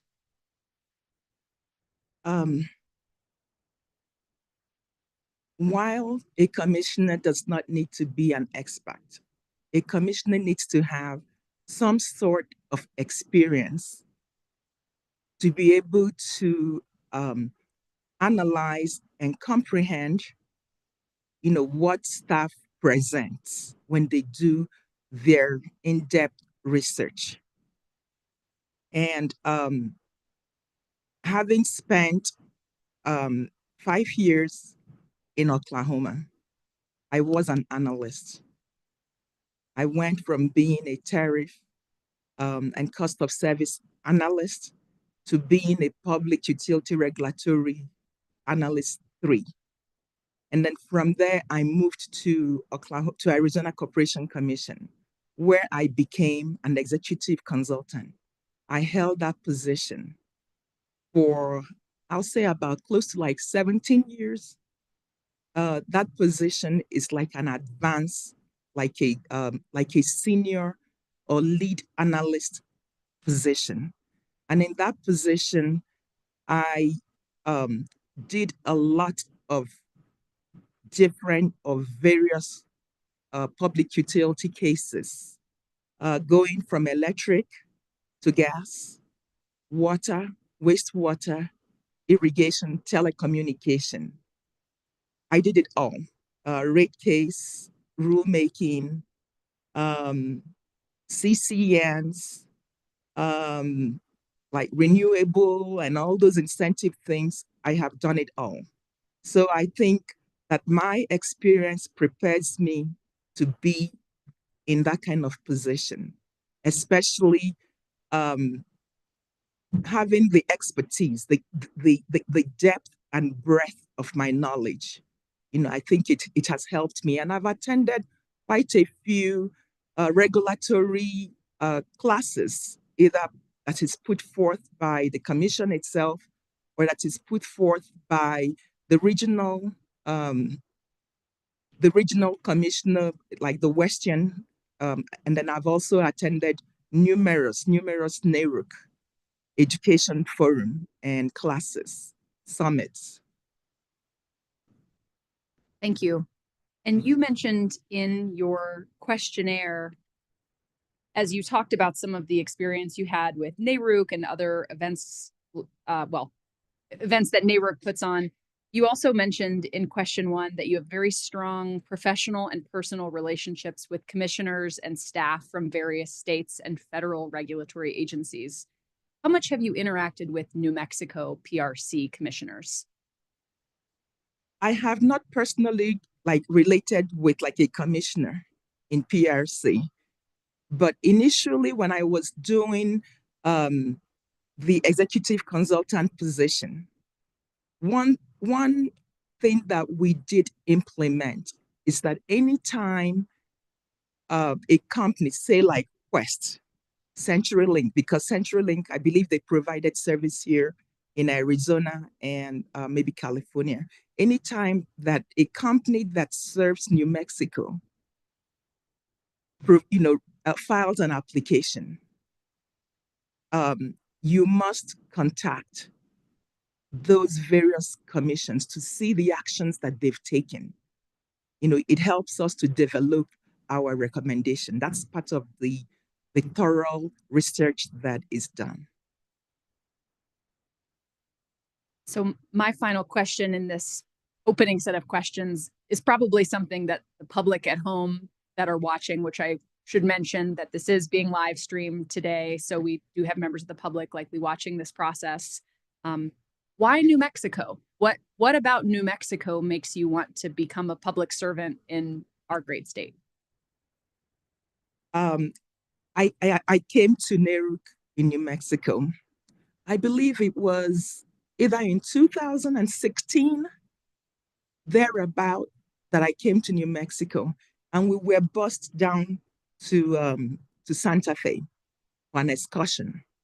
And I fell in love with the Adobe style and laid back. And, I felt like this would be a good place to eventually retire.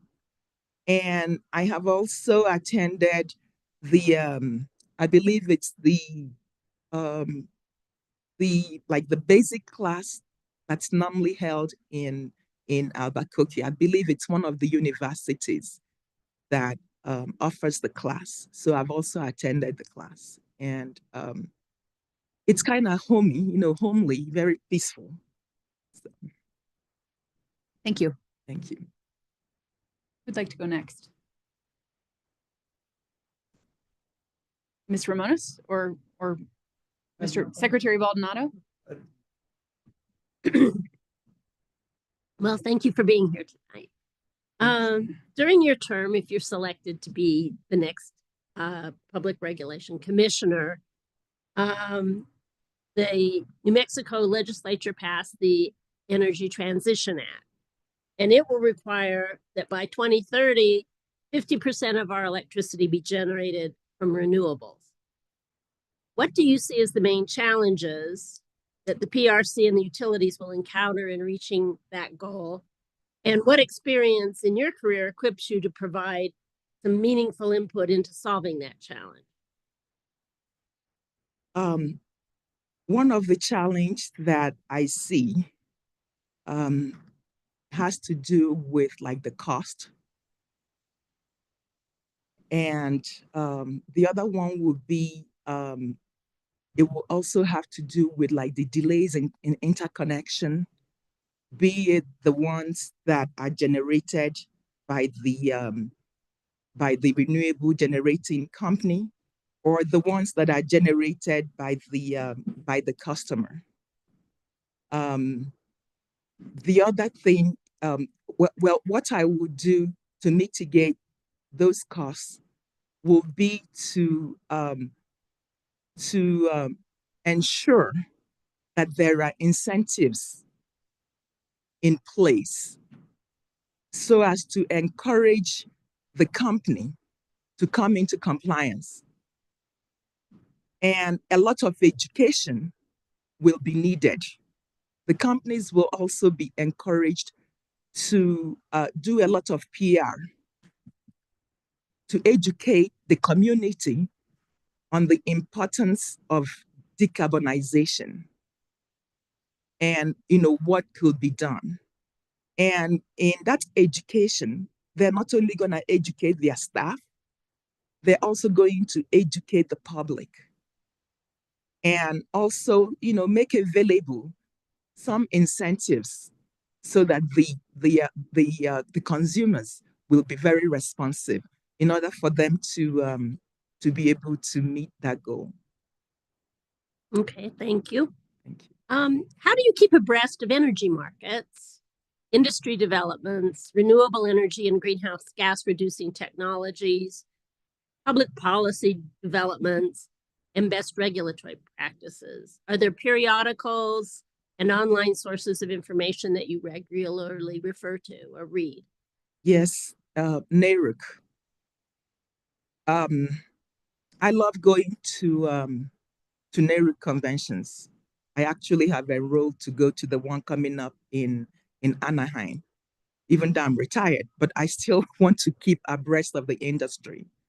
At NERUC, there's a lot of literatures that are available online that the commission can access. And there are other entities like the Fortnightly and Itron and all these other people. They always put out literatures that has to do with decarbonization and renewable energies. Okay, good.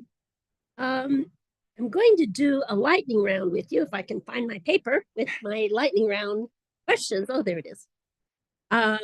So these are just very quick answers to how you self-evaluate yourself in terms of these various types of skills that we think are useful to a public regulation commissioner.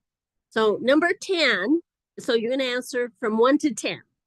And 10 means that you're very, very accomplished and confident in doing those types of activities. And 1 would be that, not so much, 5 kind of in the middle. So, law and regulation. I'll give myself a 10. I'm very law abiding. Okay. Your familiarity with utility operations. I'll give myself a 9 because we've had to go out like to the field to do inspections, and we would have like those companies come in and educate staff on how their operations takes place. Your familiarity and comfort with dealing with finance and accounting principles. I'll give myself a 9, if not 10. I did study accounting in school and finance. And I've done lots of rate cases. I've participated, I've been one of the team people to review like Southwest Gas. And in reviewing the most recent Southwest Gas that I was involved, I was the one that did the rate base. And I've had the opportunity to do rate cases, not just for the energy industry, I've also done for water and wastewater. Okay, great. Engineering project management. While I'm not an engineer, when you have been with the commission for a long time and you've done a lot of reviews, I kind of tell my staff that you become a jack of all trade. I can claim I'm an engineer without being a PE or a lawyer without being a JD, because after you've done your review several times, you can actually look at an engineering report and draw the attention of the engineer and said something is missing. I have done that numerous times. While I'm not an engineer, I'll say I can give myself maybe an 8 or 9 because I've had to correct, a few engineers while working, on a case. Okay, great. Energy markets.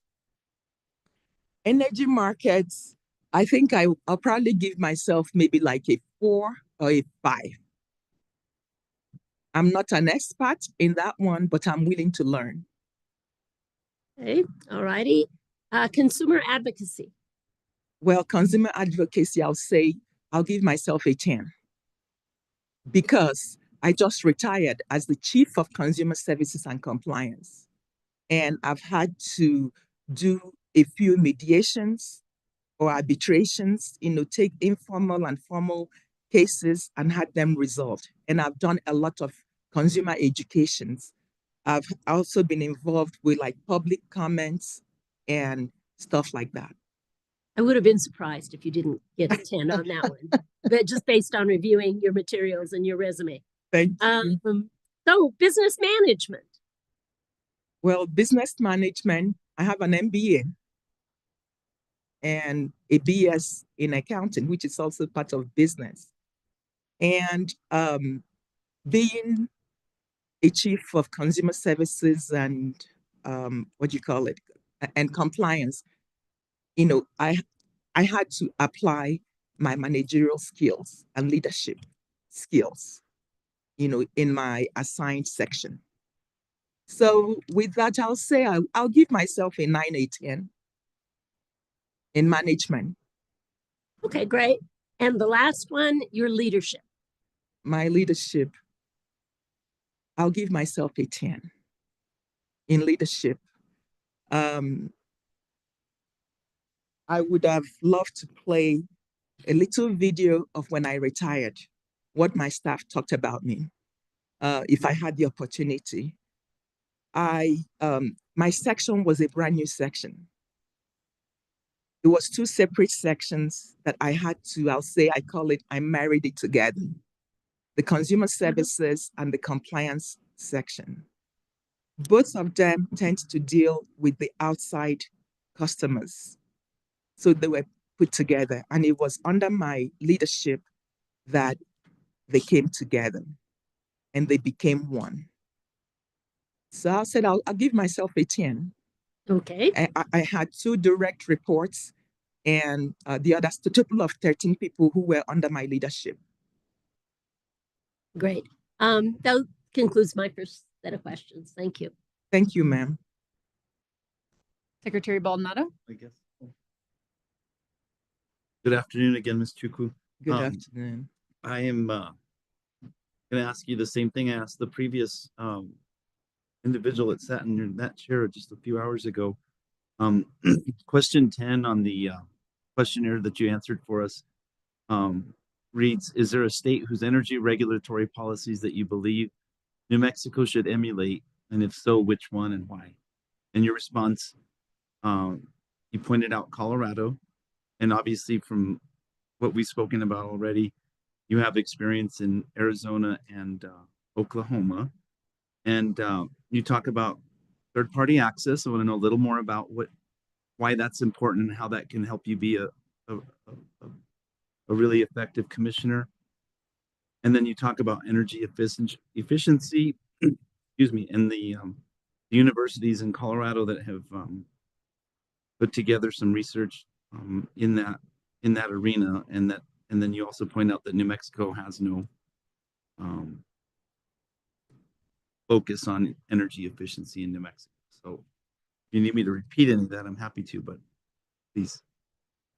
Okay, thank you. That's a good question. When I saw that question, I did a research. To see what services that are provided in the various regions.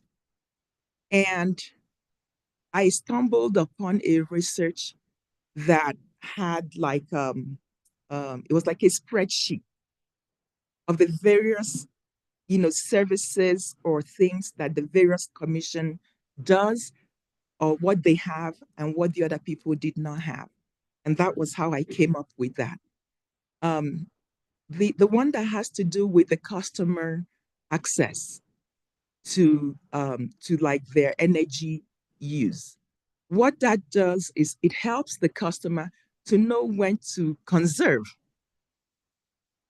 Because if the customer is not given like on a monthly basis, or at least as requested, like a graph that shows how their usage is, it will be difficult for the customer to know when to curtail.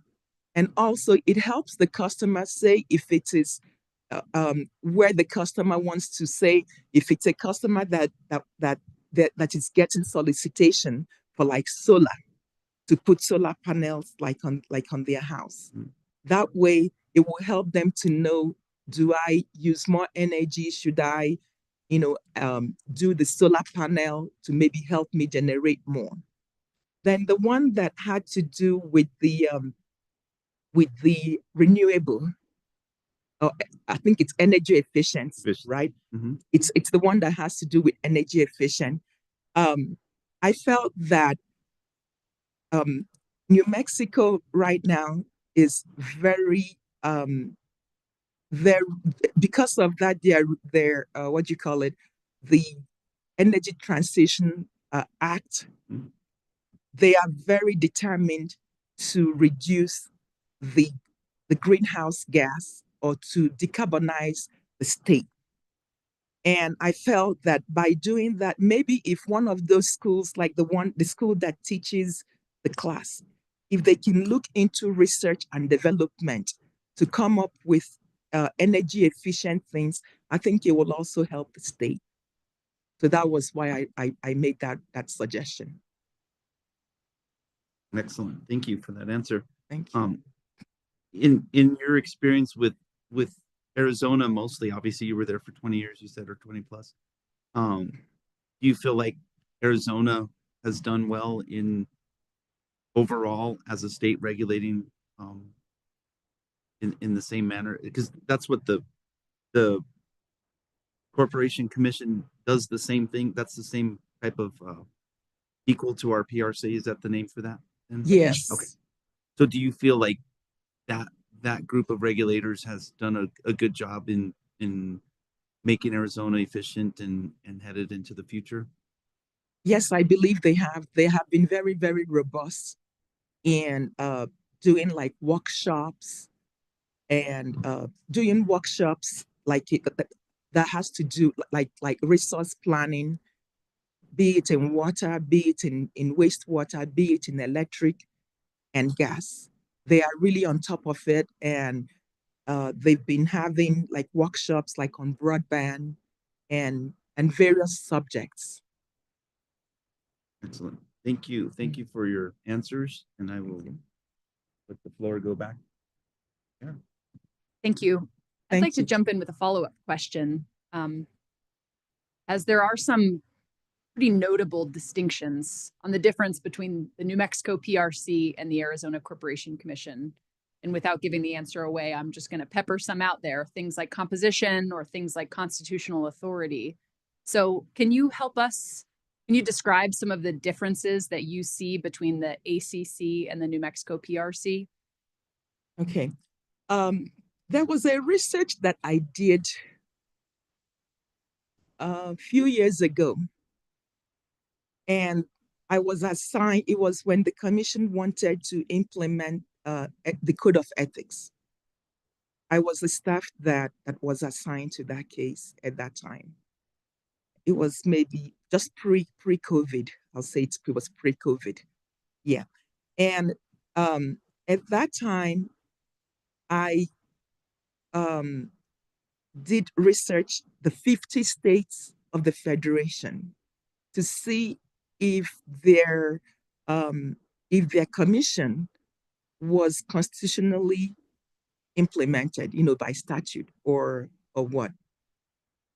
Arizona is by constitution, and I believe, and their commissioners were elected. I believe at that time that I did this, the New Mexico PRC, their commissioners were also elected. But it looks like now it has changed. Okay, it looks like it has changed. In my experience, I believe it appears to me, based on various researches that I've done here and there, it looks like commissions that are appointed tend to be more technical in nature compared to the ones that are elected. The ones that are elected tends to be more political. Okay, so but that does not mean that they don't get the job done. They still have to abide by the enabling law. Okay, so, and I know that it appears that the Corporation Commission here has some streamlined processes of reviewing, like say, like cooperative companies. Arizona has streamlined, but it's not as streamlined as New Mexico. Okay, but the good thing is both commission belongs to the Western region group where they brainstorm and exchange ideas. And the board belongs to NERUC. So the differences are not that much in essence. Thank you. Thank you. Ms. Beatles? Thank you, Chair Segwin. Are you prepared and committed to treating this position as a full-time job? Yes, ma'am. You have many years of experience at 2 different state utility commissions, so you're probably familiar with the prohibition against ex parte communications. Is that right? Yes, ma'am. So how would you handle the situation if a regulated entity or other party to the case approaches you privately and starts to talk about a case with you and starts to communicate information to you that directly relates to a pending case in violation of the prohibition against ex parte communication? And the purpose of my question is to kind of probe how you would handle that situation. I'll be straightforward and I'll tell them that it's a no-go area because it's ex parte. And in doing ex parte, I'll be compromising my position and compromising any decision that is, put out by the commission. So to me, it's a no-go area. I believe in abiding by the law. The law, that's the reason why the law is put out there.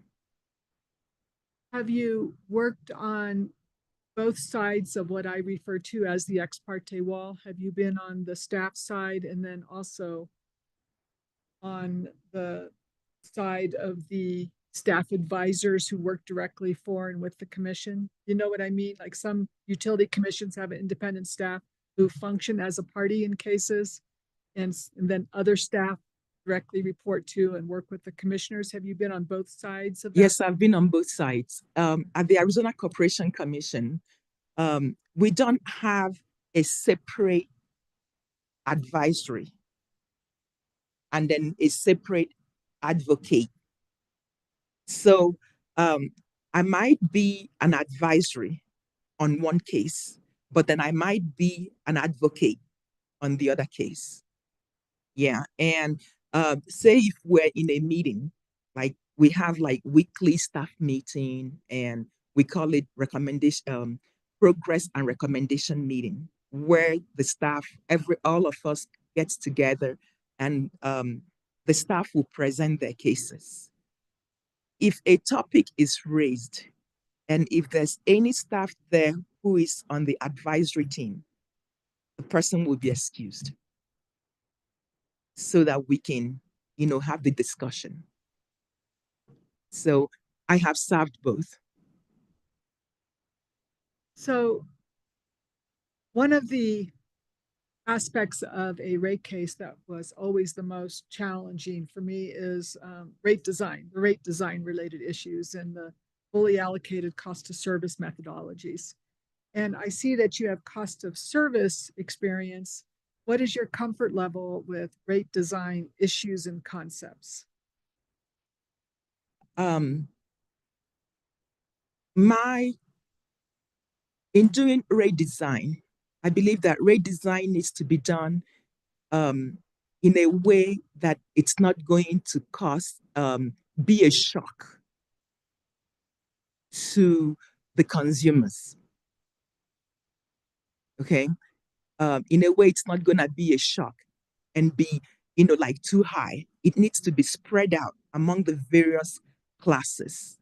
It might even have to be done like in a tier, like tier 1, tier 2, tier 3, whereby it's implemented gradually, by applying gradualization type thing for rate design, so that while the company is, has the opportunity to recover their rate of return, the customers too it needs to also be affordable to the customers. Yeah. And also, my next question also relates somewhat to rate design. And since, you're still involved in following NARUC events and the issues that come up at those, you're probably familiar with the explosion of news and reporting and studying of the impact of data center load growth on electric utility systems. And given that there are so many pressures on electric utilities and their systems these days, as a society, we want them to decarbonize. We want them to support the decarbonization of other economic sectors, of other industries. We want them to be able to serve new load growth for economic development in our respective states to support our economies. We also want customer choice and the ability of customers and third parties to attach their own forms of distributed generation. So, given that there's so much pressure on the electric utility systems, I want to explore what you're thinking about what the role of a commissioner or the regulator would be. Should the commissioner's role be more like, what should the commissioners be doing in the face of this like load growth and the demands on electric utility systems? Should they be reactive and wait for the utilities to come with proposals, or should they be proactive in studying certain aspects? Just whatever you want to share with us about those issues would be helpful. Personally, I prefer being proactive rather than being reactive. Because if you're proactive, that means that you're planning ahead rather than being reactive. Because when you're reactive, it might be overwhelming when you're reactive. So in being proactive, I will encourage the companies when they file their rate cases to, be transparent and, disclose all the hardships that they're incurring or they anticipate in incurring. And then I will also encourage them. Education is important. They need to educate their customers. The commission needs to encourage the companies to educate their customers, educate their staff, and whatever cost that the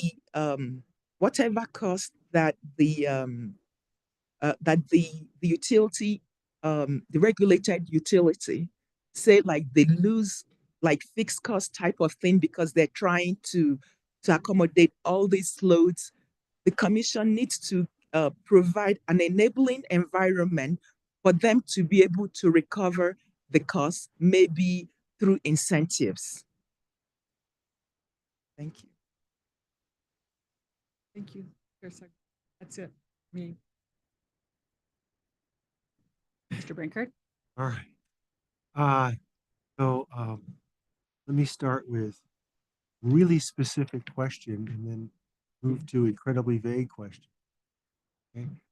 Just so we have to figure out whether people meet the statutory requirements. And one thing I noticed in your resume, you say you have an MBA and a bachelor's degree, but there are no years for those. You, off the top of your head, know what years you graduated?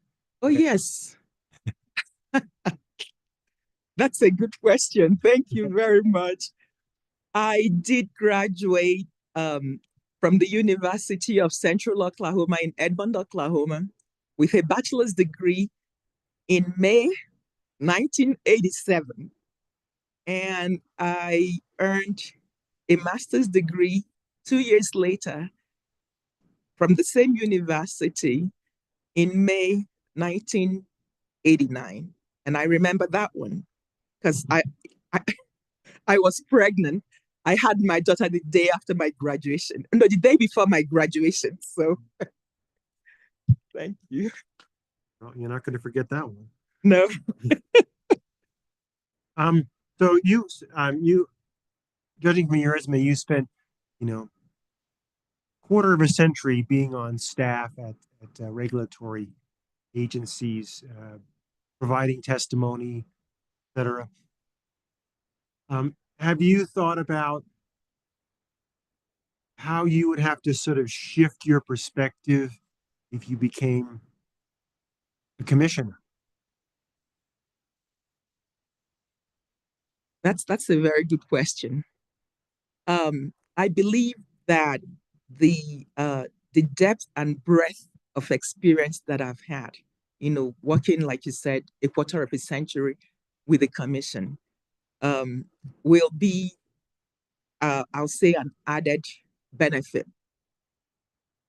While I might not be an expert in everything, but at least I'll be able to comprehend and have the knowledge when staff, who is the expert, makes any kind of presentation or has information on record. I'll be glad to share, the process that I learned with the staff, in terms of testimony or staff or like report writing and memos and all the other types of reports that I've, experienced, for the 25 years I've worked. Do you think you're going to have to like stop thinking like a staff person and start thinking like a commissioner? Is that an idea in your head that, well, I can't just be in the details anymore? Yes, I'll have to. When I'm a commissioner, I'll be a commissioner because as a staff, I can talk to the entity or the utility company that made the filing. But as a commissioner, you cannot talk to them. You can talk to them on a general things, like how are you and stuff like that, but you cannot talk to them on any pending case because it will be a violation of the law, and I will not go that route. I don't. So I imagine sitting there giving testimony, you probably spent years going, I was sitting up there. I would. I hope so. Yes, I did. New Mexico, in its process with hearings, relies heavily on professional hearing examiners. I don't know if is that true in Arizona? I didn't hear your last comment. New Mexico the commission relies heavily on professional hearing examiners to run the hearings and provide a recommended decision to the commission. Is that how Arizona runs this? Yes. In Arizona, those hearing examiners are called administrative law judges. It's the same way. Right. They are the ones that will conduct the hearing, and they will put out a recommended opinion and order, and that's what the commissioners will vote on. And in Arizona, sometimes when a hearing is going on, if it is one that the commissioner has like an interest in, he or she can sit in and listen to the deliberation. Yeah. Okay. Big general question. So why do you want to be a public regulation commissioner in New Mexico? Well, I saw the job ad and I looked at it and I believed that, I was qualified. And I was like, okay, this is a city that I've been in, the state that I've been to, and I like the environment, so why not? Even though I retired 8 months ago, I'm retired, but I'm not tired. So I'm still very willing to serve the constituents. So, and I believe I have the qualification in terms, as stipulated by the statute, and it calls for somebody who does not have the current political affiliation, and I don't have any affiliation to any of the political parties, and also it will be a fresh perspective, to bring in something new to the state. So, thank you. So we have just about 15 minutes left. So we'll go around. I have plenty of questions as I'm sure others do as well. I'll ask a few follow-ups on some of Mr. Brankart's questions. First, on your response to why you want to be a commissioner. I asked you earlier, why New Mexico? Mhm. You said something just now about serving the constituents here, and being that this is would be a new constituency for you, how would you get up to speed on what constituents in New Mexico really care about? It's going to require a lot of research. But customers are the same irrespective of wherever they are. The customer expects to pay a rate that is affordable.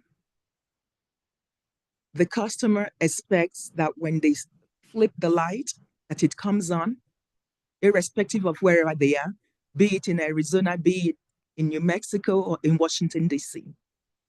The customer expects that they will have a reliable service and that is sustainable because they're paying for it.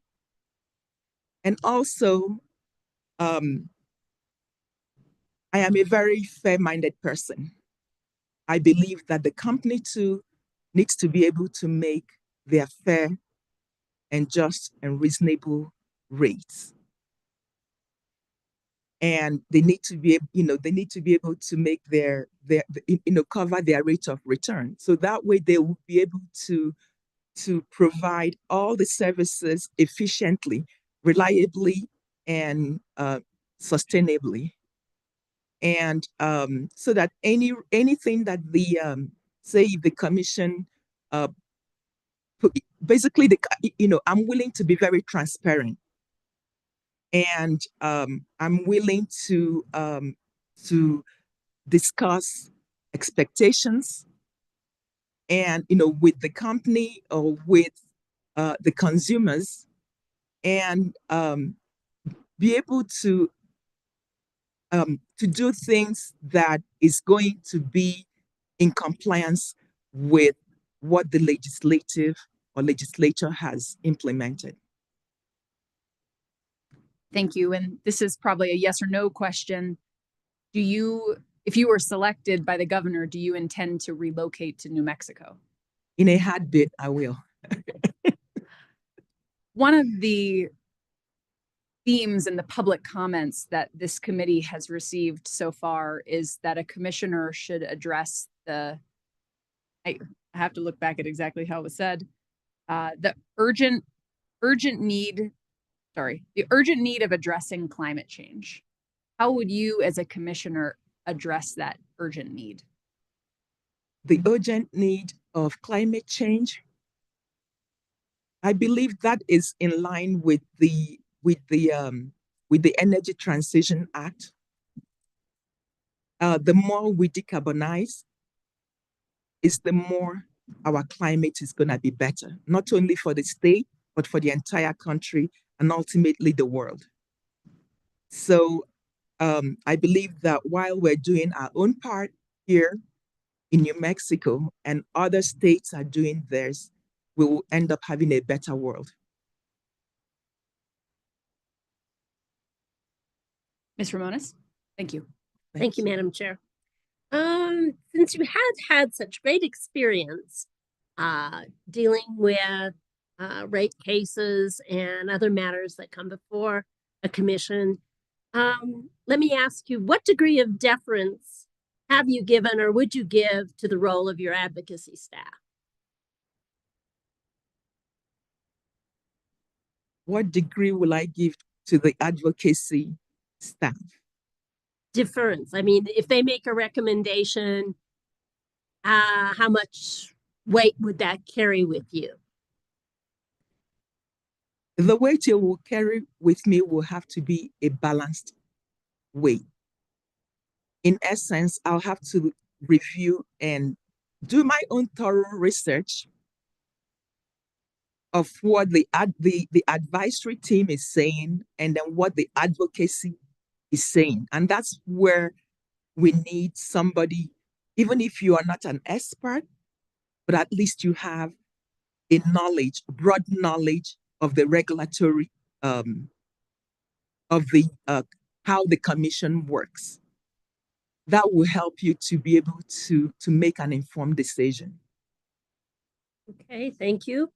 Years ago, the New Mexico Supreme Court favored stipulated agreement and settlements. In more recent times, the commission has moved away from giving them much weight. What is your view of stipulated agreements or settlements? Did they do those in Arizona? Yes, they do. They do in Arizona, especially like in those very big cases. Like I'll say like class A and B rate cases. You know, after you've already made your recommendations and everything, staff and the commissioners, they will kind of negotiate, well, staff will negotiate with the company, maybe for them to give up something for something else, or, you know, basically have a stipulated agreement. And the stipulated agreement will now go before the commission for approval. May I ask one more? All right, so we are kind of at a pivotal point with our grid. And we've been told that it's going to take some significant investment to get us where we need to go.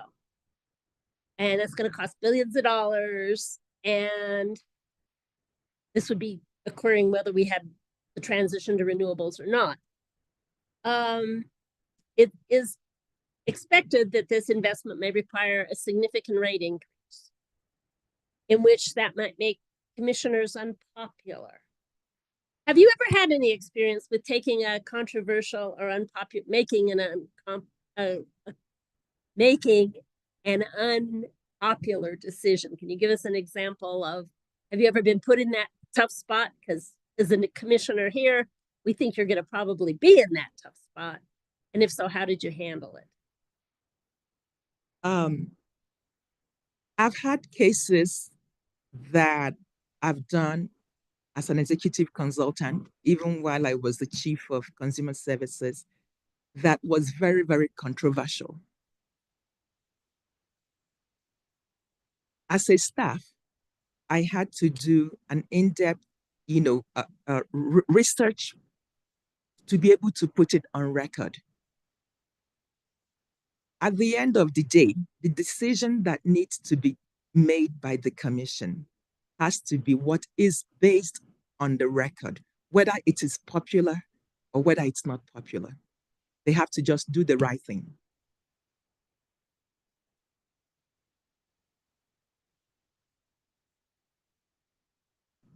A question or two here, Seguin. In Arizona or Oklahoma, where you worked for state commission, were there any community solar projects? Yes, ma'am.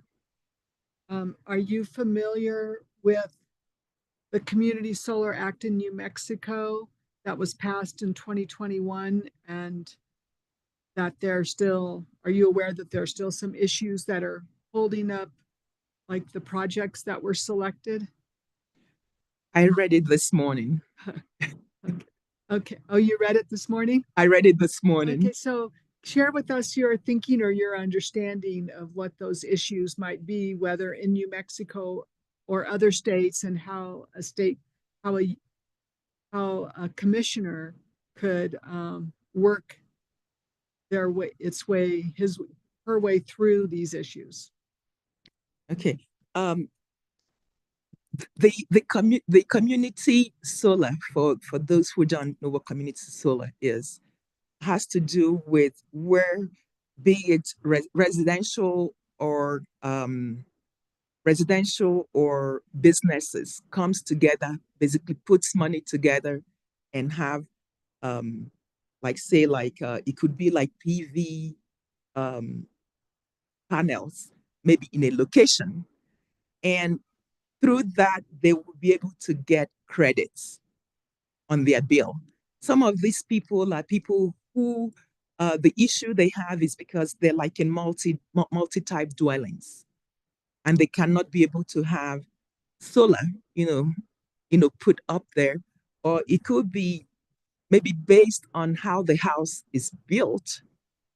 The person might not be able to have solar panel put on top of the house or by the side of the house, because if they do it, it might not be able to get, the sunlight that is needed, or even businesses.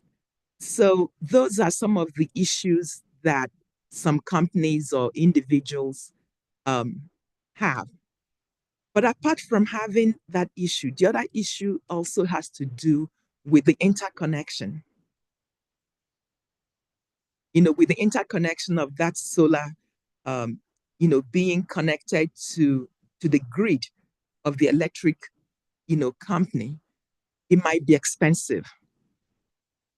So as a commissioner, I will do everything I can within my power that I believe is right to ensure that the customers who paid for a community solar, that they get the service, and the company that also did the installation and the provider, the electric provider company, that they're able to work together, and whomever that paid for what gets their appropriate credit.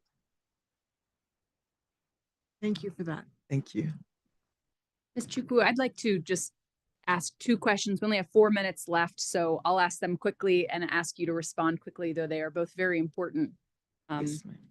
First is, we asked about the state tribal relationships in the questionnaire, and you noted that the working with New Mexico tribal communities and sovereign nations is not something you have experience with. How would you get up to speed on the very important issues of working with our tribal communities in New Mexico? That's a very good question. Thank you very much. While I don't have experience with New Mexico tribal communities, I have experience with Arizona tribal community. And I believe that as a sovereign nation, they need to be respected and given their respected and their dignity given to them, because they are a sovereign nation. And in doing any kind of environmental review, we need to respect and look at issues that has to do with their religion and their culture, their sacred sites, and traditional properties, and we just need to give them their respect. We cannot encroach, into a sovereign nation, even though that sometimes you will have companies that are operating both where the commission has jurisdiction and also within the sovereign nation. Say, for instance, like with the community solar, if it is outside the sovereign nation, the commission will have jurisdiction over it, but and it will belong to the company. But if it is within the sovereign nation will be the one. Thank you. Thank you. And another important topic that we have not yet touched on is your experience. You mentioned it, I guess, at a very high level, but with telecommunications and with broadband. So what is your comfort level on topics around broadband? I am very comfortable. The first 5 years of my career was in telecommunication with Oklahoma Corporation Commission.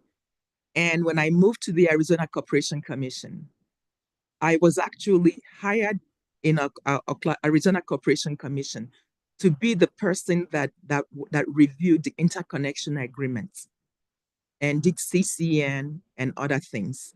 But at one time, I was the only person that did interconnection agreement for almost 17 years. So I'm very, very comfortable when it comes to telecommunication.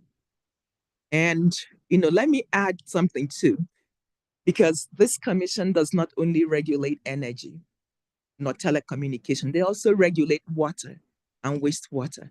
I do have expertise in terms of those, regulating water and wastewater also. We are at time, but I feel like I have to ask this sort of two-part question to you, which is I'd love to get a sense of what issues you feel passionate about, because you're going to have an array of cases before you, an array of issues. You can't do everything all the way. Would love to know what you're feeling really passionate about when you think about this opportunity. And related to that is, at the end of your 6-year term, how would you like to be remembered as a commissioner? I am very passionate about service. Very, very passionate about service. Service in terms of serving the state, serving the customers, serving all the stakeholders. And I would like to be remembered as a fair-minded person. At the commission that I have worked for Arizona and Oklahoma, my staff, the entire staff, knows me as a very fair-minded person. I believe in being, doing things right to the extent that I can, and being inclusive and being equitable. While it might not be equal, but it has to be equitable and fair. That's how I would like to be remembered. The customers has the right to get the service that they paid for. And at the same time, the company has the right to make the fair return on their investment. Thank you very much for your time today and for spending so much time answering our questions. Do you have any final closing words you'd like to leave us with? In closing, I would like to say, Madam Chair, thank you very much. Honorable members of the committee, Mr. Rodriguez is on the line. I just want to thank you all for your time.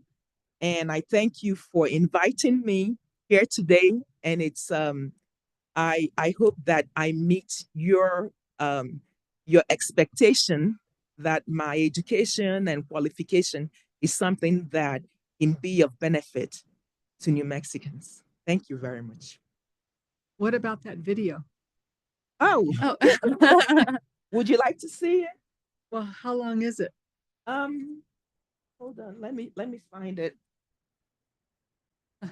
Maybe there's a way for you to email it to the staff and they could share it with us. Would that be something you?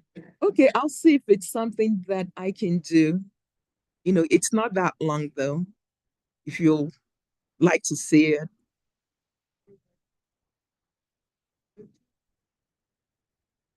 Oh, okay. It's my retirement video. What the staff. Sounds like the recommendation is, if it's possible, to email to the staff and the staff can distribute it to the committee. We'd love to see it. Okay, thank you very much. Thank you for being here, Ms. Chuku. Appreciate your time. Thank you. Thank you so much. Y'all have a good day. You too. And we will now take a 12-minute break, and we'll come back at 2:15. Thank you all.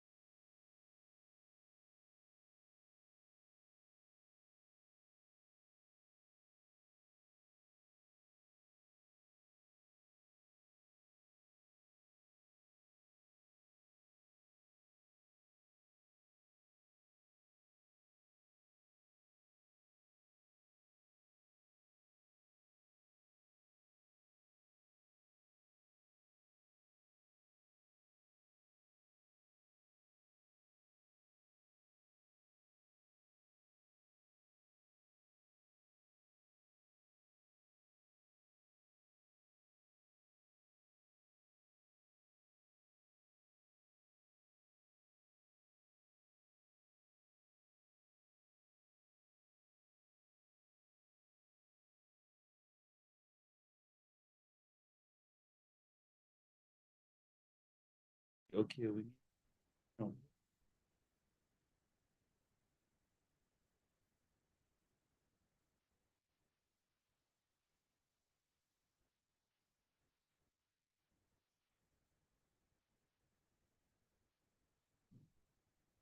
Okay.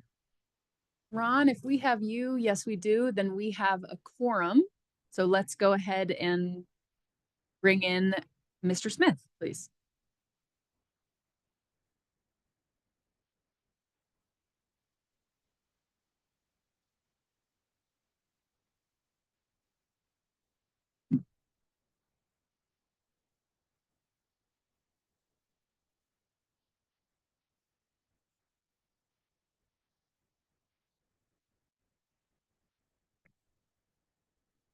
Welcome. Please have a seat in this the fancy table. Yes. Uh-huh. Yeah.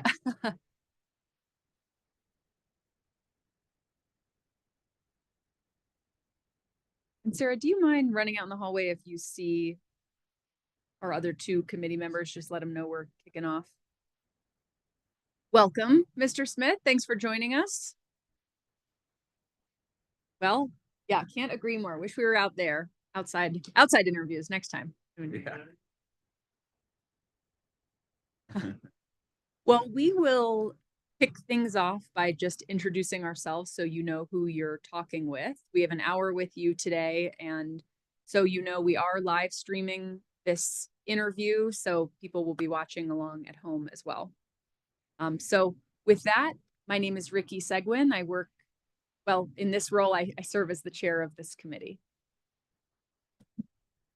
Good afternoon, Mr. Smith. My name is Alonzo Baldonado. Good afternoon. I am Denise Ramones. Ron? Greetings, Mr. Smith, Ron Lovato on video. And then I'll just point to them so you know which name goes with which face. This is Ms. Sydney Beatles. And then we also have Bill Brancard as well as our committee here today. So the process is I'm going to turn it to you to just introduce yourself and any background you want to share. And then we are going to ping pong around asking you questions throughout the course of the hour. So they'll come from all of us in some form or fashion for some length of time. But with that, you have the floor to please introduce yourself. Thanks for being here. Hey, well, I'm Flavious Smith. I'm from Fort Worth, and or do you want to go back? I grew up on a small farm in Tennessee. My grandfather was a sharecropper, by the way.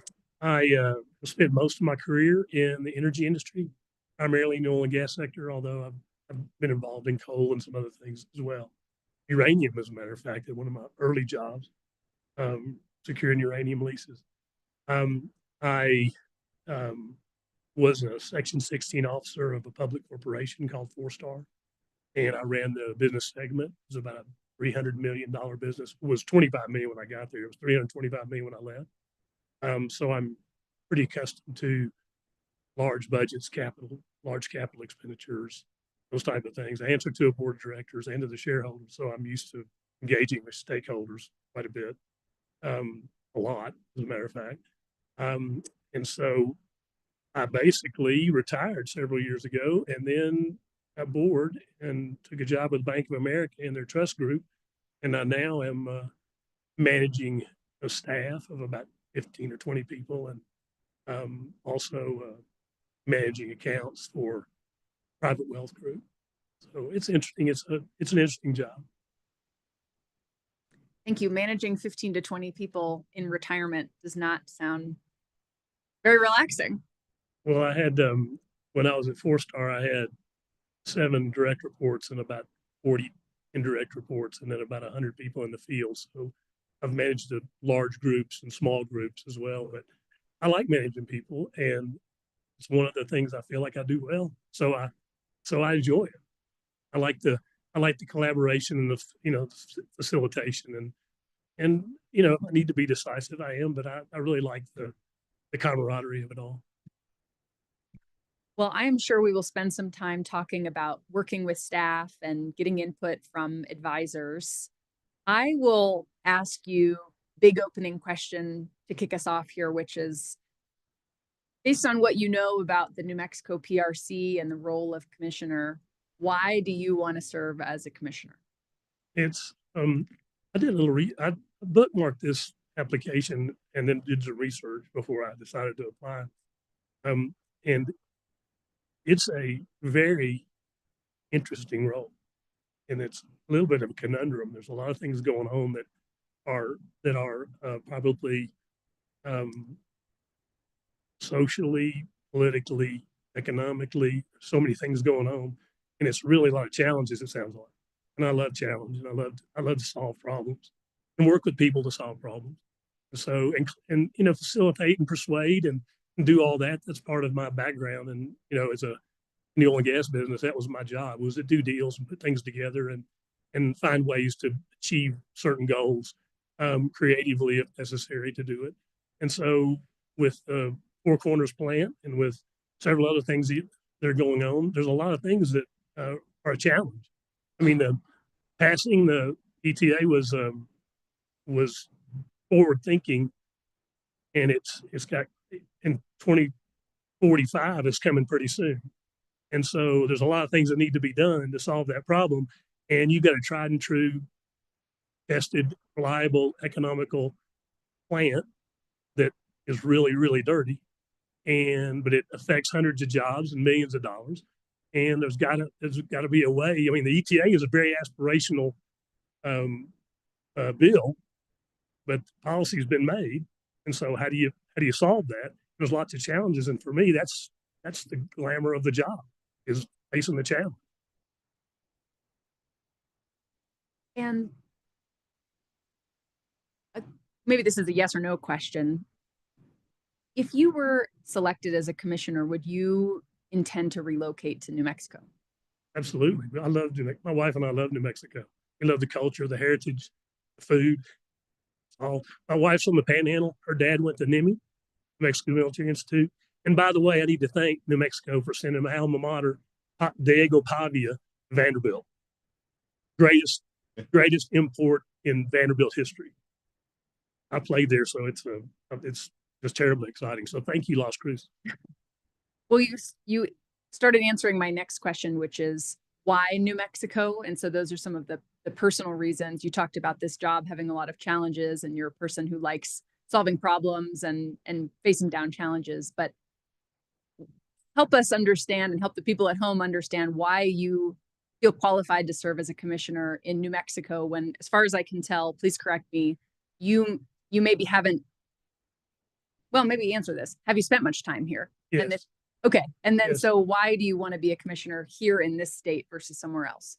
Number one is the job is the main reason. It's interesting. It's challenging. It's something I feel like I can add a lot of value to. Number two is, I've spent time all over the U.S. A lot of my career was spent in the Rocky Mountains early on, working in all the different basins of the Rockies, the San Juan, the Powder River, all that. And I've testified in front of all the commissions and the regulatory roles. I've done all that, but Santa Fe in particular just has a feel that is what I enjoy. My wife enjoys, and like I said, it has a climate that I really like. Yeah, it gets cold in the winter, but I can do cold. I can't do hot, and I love the cool summers. So and I love the diversity of the state.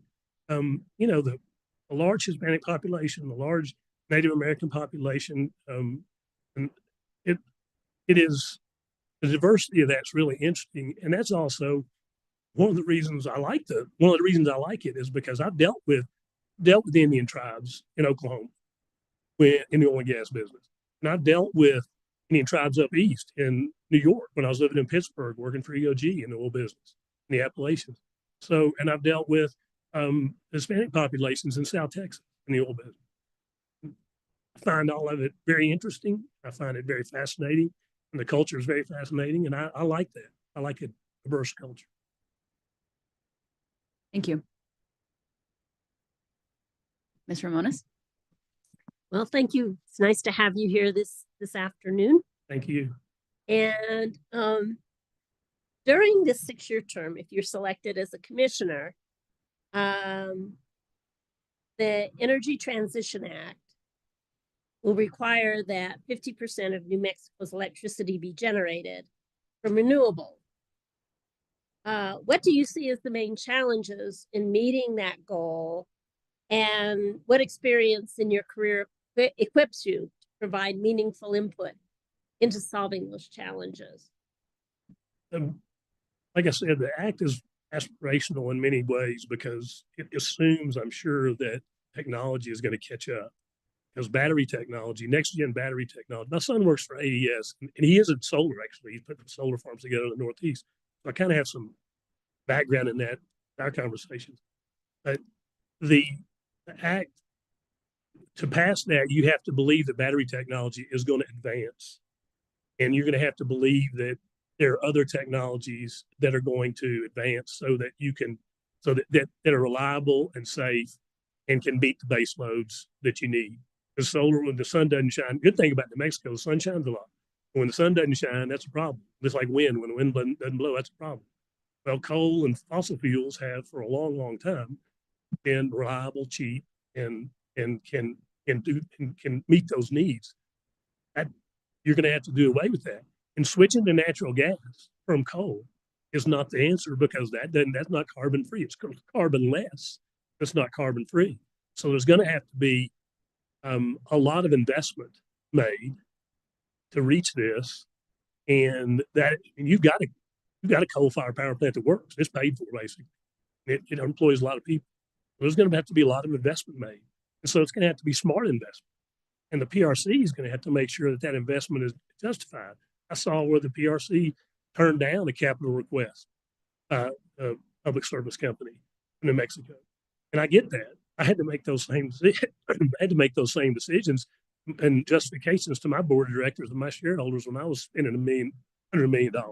So I get that.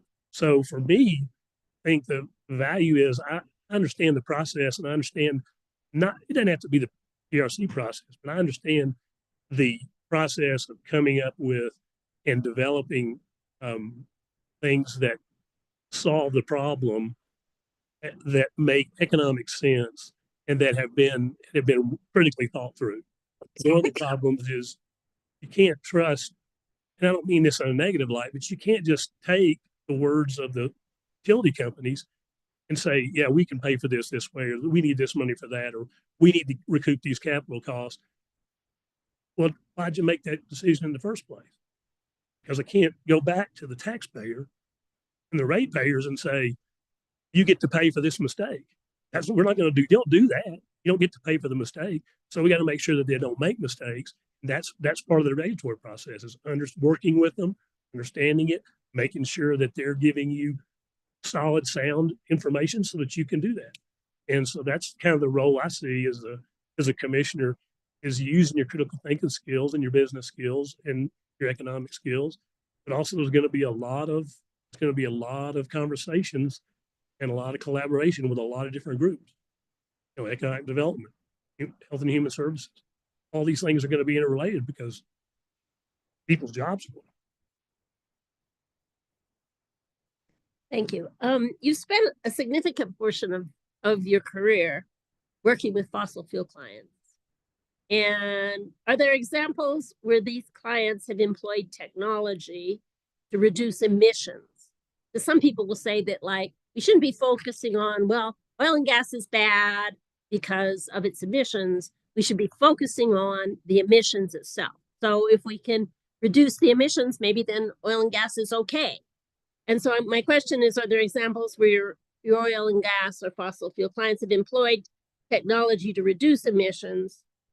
And are there examples where they have actually integrated renewables into their operations? You got some examples? It's a really good question. And they're the big companies, Exxon's and the Chevrons, they have scale, and so they can do carbon capture at some of their plants, their refineries, and those things, because they have scale. So they need to do that. Smaller operators don't really do that. You got a problem in the San Juan, you got a whole lot of methane going into the atmosphere simply from the surface. I mean, it doesn't have anything to do with the wells. And you have the wells, the old wells that have problems. It's very difficult to capture that carbon and those methane in in small pieces. It has to be something to scale. So I just think I just read where you've been approved to get a carbon capture study done at Four Corners. The problem with that is that's a coal-fired power plant, and we all know how much carbon is emitted, and there's no real large-scale projects in the U.S. for carbon capture that are successful. There's some in the works, some ideas. The carbon capture is high in the sky until somebody can do it. And I think it can be done, but nobody's really shown it can be done. And on the scale of a Four Corners, that's going to be pretty difficult, even though it's right there. I mean, even though it's contained right there. So I'm all for technologies that can do that, because we know in the energy industry, we release a lot of carbon into the atmosphere, a lot of methane, and we're aware of it. And we have in the Permian Basin and in the Delaware Basin, you can't flare anymore. You can't flare gas anymore. You have to either not produce it, shut the well in, or you have to find a way to get that gas to market so it doesn't go in the air. So it's a struggle in the oil business to do that, but people are doing it. So the legislation, the ETA legislation was very forward looking. And I think it hoped, when you passed it, I think it hoped that the technology would be driven because you'd have firm days, 2025, 2035, 45. You have these days where you have to hit, and they believe that would force people, utility companies, and everybody else to do some things that would solve the problem. But I'm not sure that you're going to solve that coal problem with carbon capture, but it's truly a great opportunity if there was one to try to implement something like that. Okay, thank you. I'm going to switch a little bit and say, how do you keep abreast of energy developments and energy markets, industry developments, renewable energy? Oh, I got a whole long list here. Greenhouse gas producing technologies, public policy developments, and best regulatory practices. So how do you keep abreast of all that? I read incessantly. I'm kind of a news freak. My youngest son, I said, was in the solar industry. And AES is involved in all types of different energy, clean energy, sustainable energy. And so he and I have long conversations. He comes home. He just was home for a week or two, and we had long conversations in the night about what's going on in the energy industry. And like I said, I read a lot. I'm very familiar with all the oil and gas and everything associated with oil and gas, because that's what I've done all my life. It wasn't on my resume, but I spent some time working for a company as an energy analyst, and would evaluate utility companies, oil companies, pipeline companies. So I've been involved in all that and evaluating companies like that. So using Bloomberg and terminals, and so like I said, I'm a pretty incessant investigator, and new things really interest me. New technologies really interest me. And so I want to keep abreast so I can actually talk to my son and not sound like an idiot. And so that's what I do generally. Is I've been doing a lot on AI as well. And you have to be careful, because AI doesn't always tell you the right answers, but it gives you a lot of really interesting information that you can double check and question. And so frankly, I ask some AI questions about this group, by the way. So I got to do some research before you come in here. Okay. So what I'm going to do now is what I call the lightning round. And so on a scale of 1 to 10, being 1 meaning you don't really have much experience with it at all, and 10 being that, you've done a ton of this and you're very, very confident in your capability to handle this general area. So law and regulation. I'm very familiar with it. I've worked in front of the railroad commissions on both sides, rate cases, and all. I was involved in the creation of a public utility called Pecan at EOG. So I'd rate that at 8 or 9 or 10. I'm pretty high on the scale because I've been involved in it. Okay. Utility operations, just the nuts and bolts of how utilities run. More so on the natural gas side than the electric side, or other water utilities, things like that. I'm more, although we did own at 4-Star, we did own a water company. And so producing groundwater and supplying groundwater. So I'm familiar with that. But mostly on the pipeline side. I'm very familiar on the pipeline utility side. I mean, that's a 9 or a 10. That's been my whole career. Okay. Finance and accounting. You know, these rate cases are a lot about who pays for what, and it's a lot of accounting and a lot of formulas. And right. Well, I'm pretty high on the scale because as a chief operating officer for the oil and gas business unit that I ran, I had to run all the numbers. I had to make sure that the numbers are correct. So I had a chief accounting officer, but I had to sign them and they were public. So when I signed them, they had to be right. So I had to know what I was doing. So I've been through huge budgets, hundreds of millions of dollars, finding errors by comparison, finding errors that looked almost like they were they did it on purpose because you couldn't make that error. So I've done that a lot. So again, I'd say 8, 9, 10. Okay, engineering project management. The engineers that 4-star answered to me. So I have, from the time I first got in the oil business, I sat in every engineering and operations meeting over my entire career. So I understand the engineering. Now, do I understand the engineering of building a transmission line for electricity? No, but I understand the concepts. So I'm pretty good at engineering. I give myself a 5 or 6. That's not my. If I had higher than that, I'd been an engineer. So I'm really I'd say I'm a quasi. I want to be engineer. How about that? Okay. Your familiarity with energy markets. The familiar with energy markets? 10. I stay abreast of it all the time in all energy markets. Experience with consumer advocacy. When you're in the oil business, when you run an oil company, you have to work with consumer advocacy because you're dealing with people, stakeholders and shareholders, and people that they need to understand what you're doing. And there needs to be a lot of transparency. So I'd say I'm a good 5 or 6 on that. Business management. I'm gonna say 10 because you can't run a business unit of a public company if you don't understand how to run it. But running it is more than just the blocking and tackling. It's about managing the people. It's about creating a culture that creates success. So I think the reason I give myself a high mark on that is because I understand how to create cultures that people can succeed in and want to succeed in. They're supportive of that. So it's not just understanding how a business works and the processes in the business and the flows of the business and all that. It's also the people side of it that really makes the business work. So I'm pretty high on the scale. And the last one, your leadership skills. Well, I'll answer that by saying that I'm give you a few examples. I'm not a micromanager. I'm a delegator, but I do the things I need to do to make sure I'm doing the job and make sure I'm successful in my role. But I don't tell people what to do. They're there because they know what to do. And if they're not being successful, it's probably my fault because I hadn't given them enough help to make them successful. So that's part of it.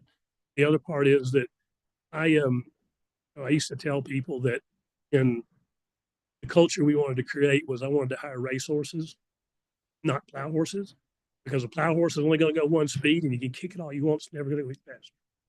Racehorse, keep it on the track. Go as fast as you can, but keep it on the track. That's good. So that's the culture we wanted to instill in our people was, look, take initiative, do things, make things happen. Good things will happen for you too. So that's the culture I create. So I'd say based on the people that I've had work for me and the success I've found, I think I'm pretty high on the scale. Okay, great. Thank you. Ms. Beatles. Thank you, Chair Seguin. I'm going to drill down on one of the topics her lightning round raised. The core function of state utility commissioners, including those at the New Mexico PRC, is to ensure that adequate and reliable service is available at just and reasonable rates. What is your understanding of how utility rates are set? Utility companies get to make a reasonable return on their investment. And that's what that's why it's set up that way.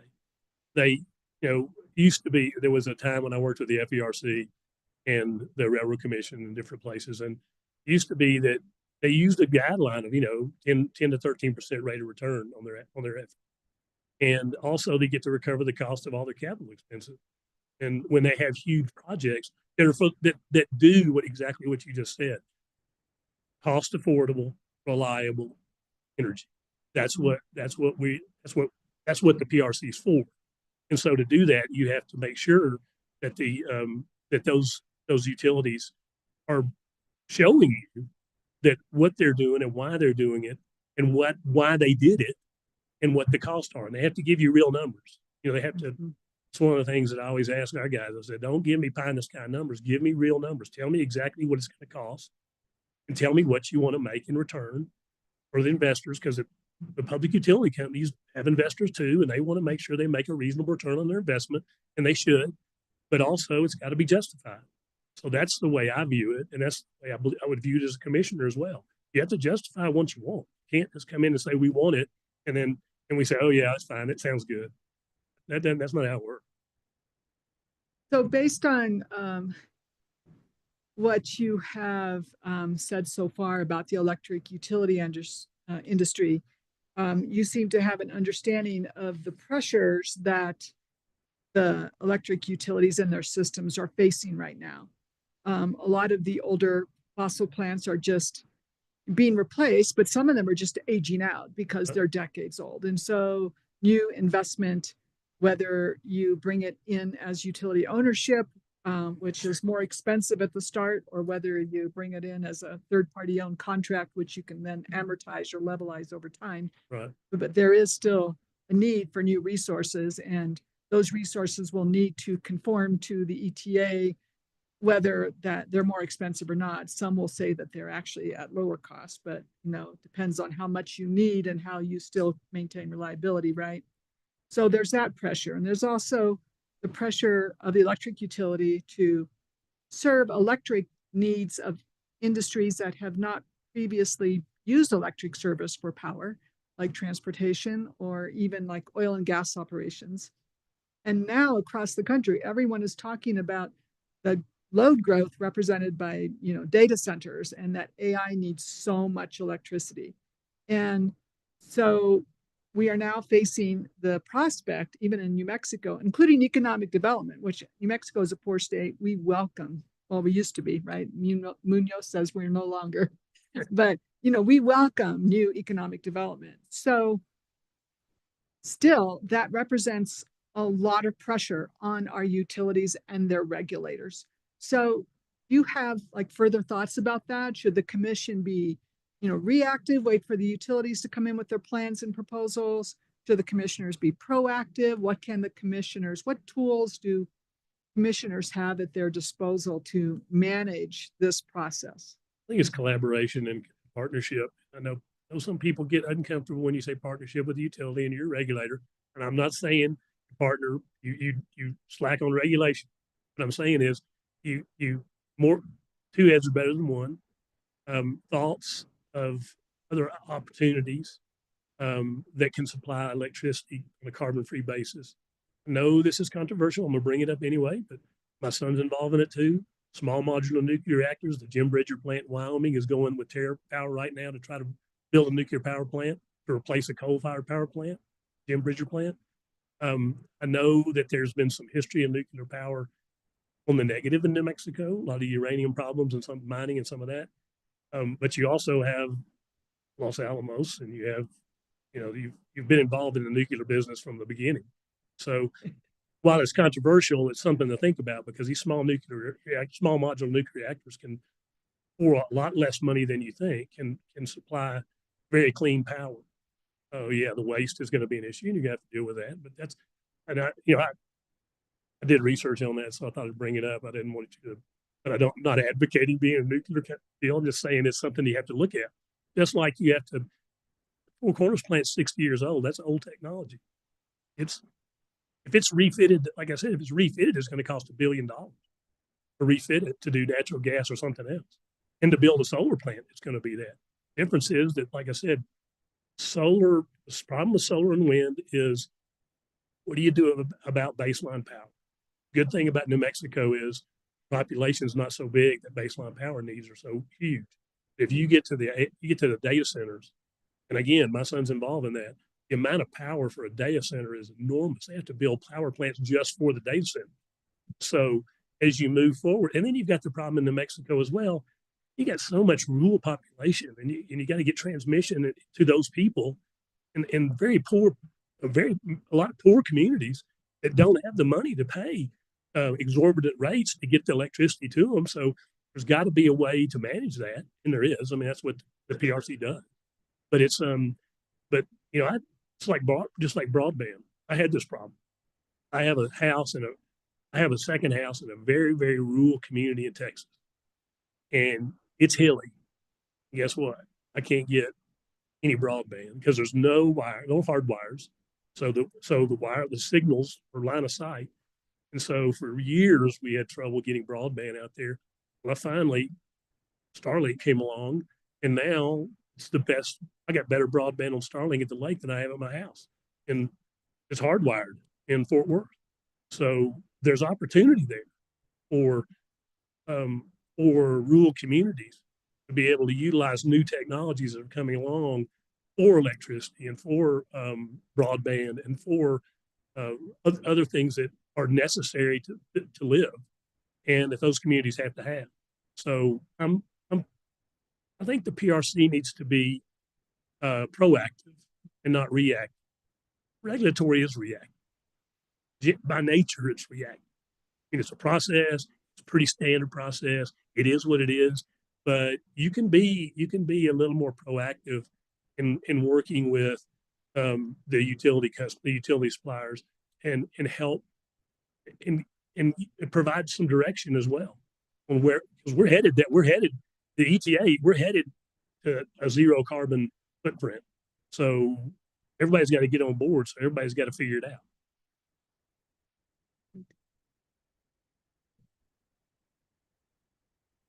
So, and I'm going to switch to a different topic, in that it's more process related at the commission. And the law prohibits communications between commissioners who are essentially judges on pending cases. Right. It prohibits commissioners from having communications with parties in private outside the presence of the other parties to that matter. Well, I get that. So, okay, that's the prohibition against ex parte communications. And it applies like at every state utility commission across the country because it's rooted in constitutional interests and rights. So how would you personally handle the situation if a regulated entity or other party to the case approaches you privately, maybe comes into your office, closes the door and say, hey, I need to talk to you about this rate case. We really need a higher return. And it directly relates to a pending case. Let's say, they have a pending case that's before you that would violate the prohibition against ex parte communications. So how would you handle that? What is your style of handling like a difficult situation like that? Not very difficult. It's not very difficult at all. All I say is, you can't have this conversation. You need to go talk to legislature, or you need to go talk to someone else that can hear this, because I'm going to end up judging your case when I do, as a part of the panel. And if I have this conversation, I'd have to recuse myself. I couldn't judge it. Number two is, you don't want me to do that, because I'm probably going to be on your side on a lot of this stuff, because you're doing things for the people of the state of New Mexico. So just can't have the conversation. So there's the door. All right, thank you. That's all I have, unless there's a little time at the very end for one more. Thank you.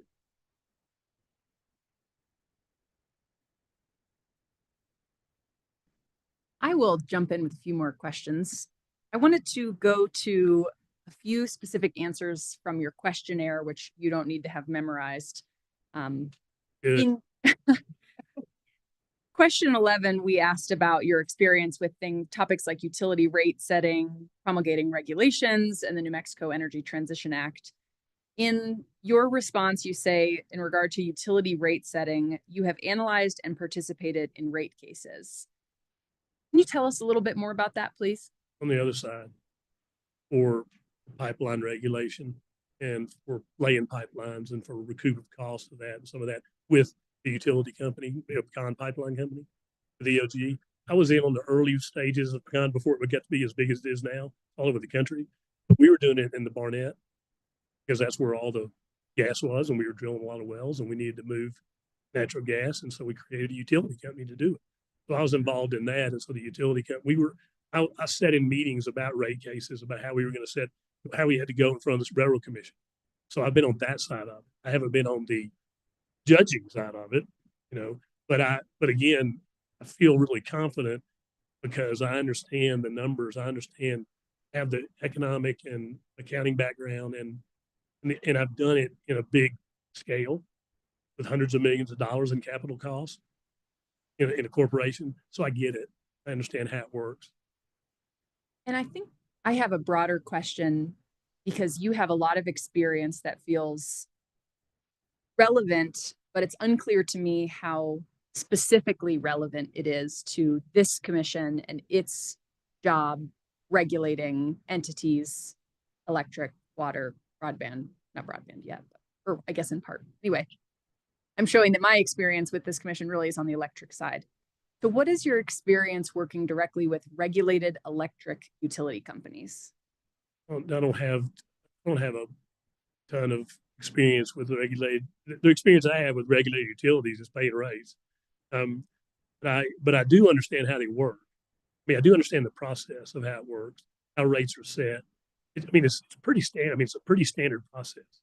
It's not rocket science. I mean, it's set up to be, it's not terribly formal, but it is kind of formal. I mean, there's some informality to it, but it's set up in a process. If you understand the process, you kind of know what happens. I don't know how it works. So yeah, have I been involved in the day-to-day of rate cases and setting rates and all that? No. But if you understand the process is what you need to understand. Then what's more important is to understand the policies and the politics behind it and how it affects everyone and who all is affected and how you have to mitigate that as a part of your decisions in the PRC as a commission. Because you have to take a lot of considerations, a lot of different, everybody's aligned until they're not. And that's the problem, is you have a lot of divergent interests that come before this commission.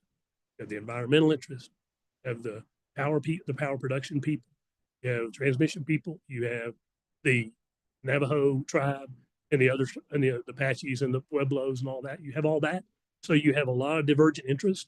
So part of that job is to get enough information to make a good decision. You just can't make a decision based on just based on the process. You have to understand all the factors that influence that and try to come up with an answer for all the people that works within the framework of the law. And sometimes you may learn that some of the regulations you're trying to enforce are really, really not good regulations. They create more trouble than they help. And if they do, we need to evaluate that and figure out a way to solve that problem. A lot of these regulations were made a long, long time ago. Well, you didn't have broadband line. I used to use typewriter. I'm old enough to know. You didn't have word processors and all that. So a lot of these were done. That plant was built in 1963, I think. Four Corners plant. That's old technology. And there's regulations based on that plant. And as that plant changes, those regulations are going to change too. So there's so I hope that's a long answer to your short question. I'm sorry. Well, it was a good answer, and it leads right into my next question, which has to do with engaging with the stakeholders in a case. And you mentioned the divergent interests. In question 10, we asked about other states whose energy policy New Mexico might want to look to. And you highlighted a few. Within that, you mentioned Colorado, known for its collaborative stakeholder processes, is the part I'm going to pull from a few sentences. My question here is, how would you work to incorporate the public and stakeholders into your decision-making process? And what is your vision for how this commission would incorporate and welcome public participation? I don't think you can be a good commissioner if you don't engage. all the groups. And I mean, personally engage all the groups, talk to the groups that are involved. And how am I going to know what the Southern Pueblo care about if I don't talk to them? How am I going to know what the Navajo Nation believes? How am I going to know what the people of Albuquerque need, Santa Fe need, or Las Cruces? You got to engage people and understand that. You can't sit in your office all the time. You got to be out and about and talking to people. And there's a lot of people who get jobs like this in government, and they sit in their office and wait for everything to come to them. And then they decide, okay, I'll decide this because they came to us, they filed a rate case or whatever. Well, you're not going to know anything because you haven't talked to all the stakeholders. So you gotta collaborate and talk and communicate. And I love doing that. Like I said, I love the diverse nature of it. I love the people. I love visiting with people. Part of what I've done all my life, and I enjoy it. And I'd be bored silly sitting in my office, just working on a computer and then reading an application for a rate increase or for a securitization of a capital cost. That would make me crazy. And again, you got staff that knows how to do that and can get all the information together to make it where the commissioners are making the bigger, harder decisions, the critical thinking decisions. But to make those decisions, you really got to know what's going on out there in the world. Thank you. My follow-up question relates to some of the public feedback that this committee has received through our process. And one of the comments we've heard a few times when we've welcomed public comment has been that commissioners need to consider the urgent need of addressing climate change. So how would you factor in the urgent need of addressing climate change in your role as a commissioner? The urgent need of climate change is balanced with the ability to actually generate power, supply the needs of the people in New Mexico. So you got to find a balance. You can't, I agree. I'm from the oil and gas business. So I'm one of those all of the above guys. I think you got to transition over time somehow. You can't just cut one off and cut one on. It doesn't work very well that way, especially when somebody goes and turns a light switch on and the lights don't come on. And all of a sudden you got a real problem. So it's easy to say the urgency of the climate crisis. It's a lot harder to balance that with the action, with what's going on the ground and what technology is available. So you've got to educate people and help people understand we're headed that way. Legislation says we're headed that way. It says by 2045, we're going to be 100% carbon free. So that's the goal. Well, you got to have a little patience too, because there's got to be a middle ground. You can't put the stake in the ground over here. Got to be a middle ground that to come together. And if you don't, all you're going to have is a lot of people yelling at each other. So, I mean, and yelling at each other sometimes feels good. And, it's my wife. I've been in a lot of trouble sometimes. So, but I'll just say, again, it's about communication there too. They're not hearing what we're thinking as a commission, or if the legislature's not communicating well, or the governor's office, or whoever it is, then there are going to be people jumping up and down, yelling, screaming, and saying, what's going on? You're not doing anything.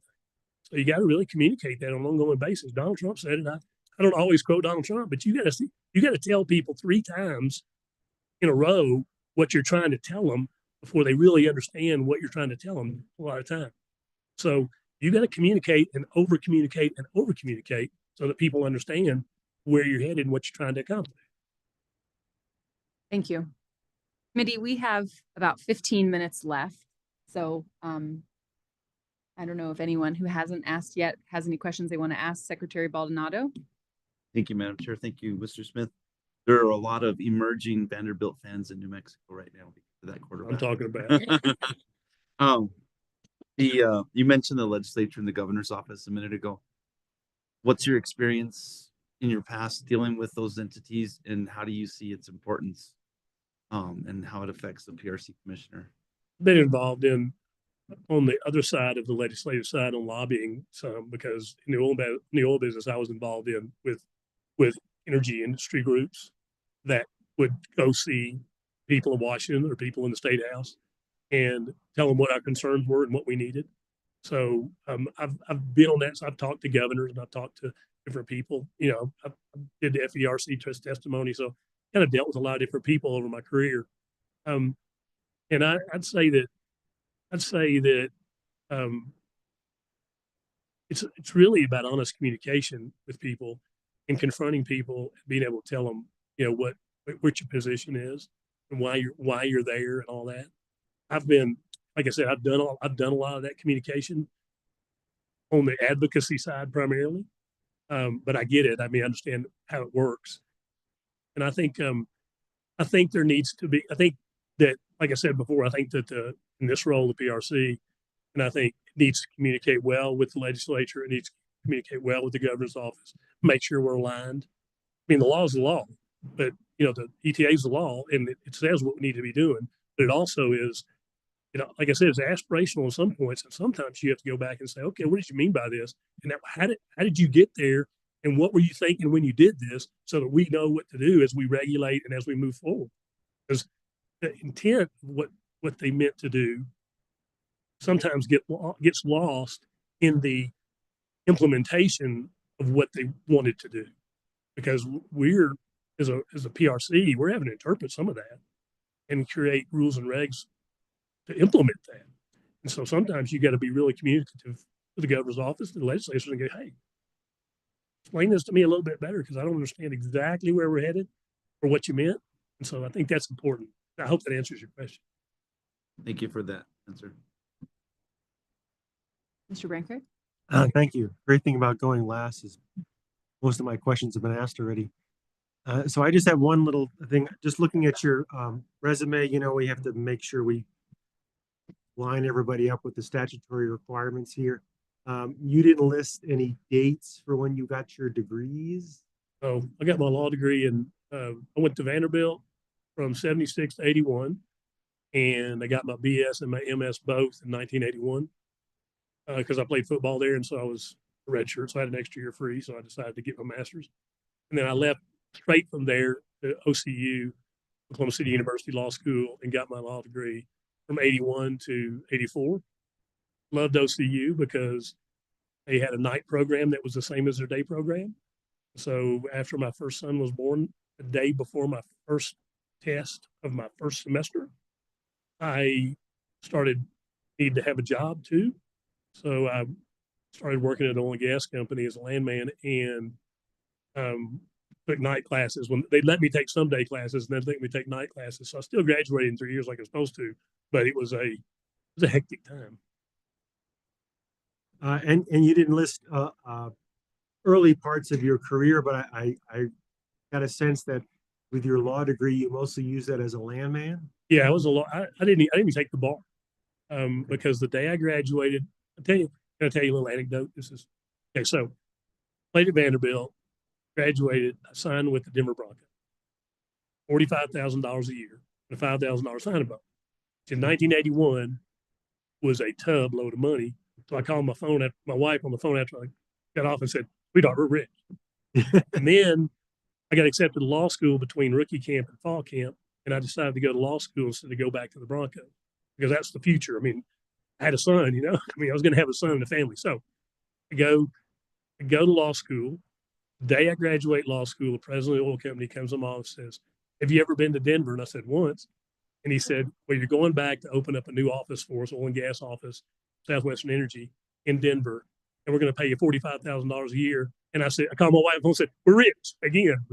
And so it was great. And so I worked with Southwestern Energy Company while I was in school, law school, and after I graduated.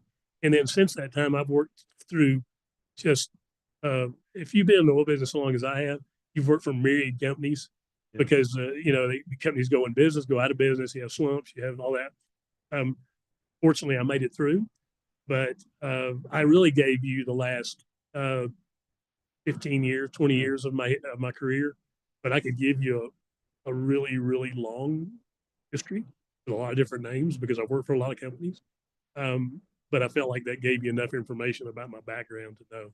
But if you'd like more, I got all kinds of stuff. Like I said, I worked for Stansberry Research for over a year doing equity research for companies. So I've done a lot of different things.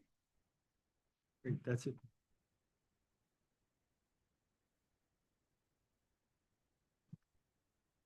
Thank you, Chair Seguin. So I note that you are currently managing accounts at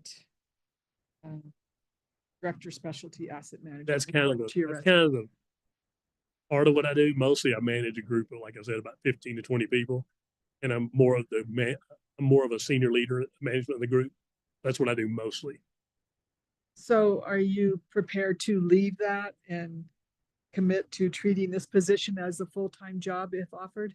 I would leave that. I'd have to leave that because Bank of America does not let you take a government appointed job if you work for them. And Bank of America is a bank. They're highly regulated. And the part of the bank that I work in, the trust, the fiduciary part of the bank, which is the trust part of the bank, is really highly regulated by the Office of the Comptroller of Currency. So they have strict guidelines about what you can and can't do. Can't practice law. I can't have my own companies. I can't be a politician. I can't work for a politician. I can't take a governor appointed role. So yes, the answer is yes, I would leave that job. And yes, I'd gladly come to Santa Fe because I love the culture and the city and the climate, as I said.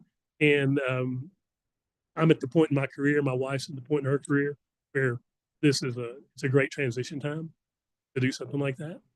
And so I wouldn't be here if I wasn't, hadn't made the commitment to say, okay, if I take the role, we're going. And my wife's like, yeah, we are.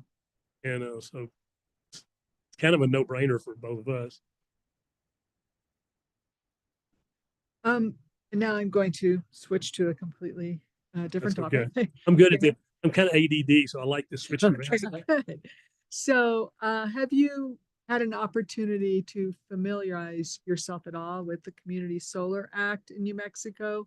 It was passed in 2021, and not a single one of the selected projects has broken ground yet. And I just wanted to know if you had any thoughts about the implementation issues, what the commission is or should be doing about it, or in general. Wasn't there a San Juan solar project that was supposed to help replace the San Juan generating facility? Oh, okay. So by community solar, I mean those solar projects that are local.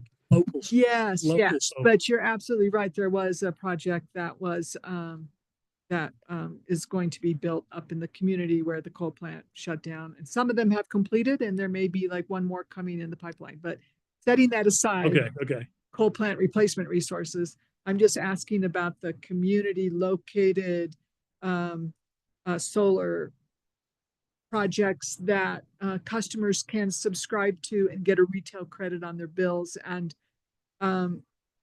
they're just, I think the implementation is happening a little slower than legislators and interested members of the public expected. And I just want to know if you thought the commission is or should be doing anything about that. I suspect it's economics driving it. It's difficult. It's for communities to have solar. Solar is not cheap. I mean, it is the first step to getting the solar is pretty expensive. Building the little facility is expensive. I kind of think, I was talking to my son about this, a transition. Tesla's come up, and there's other companies do it too, but I just use Tesla.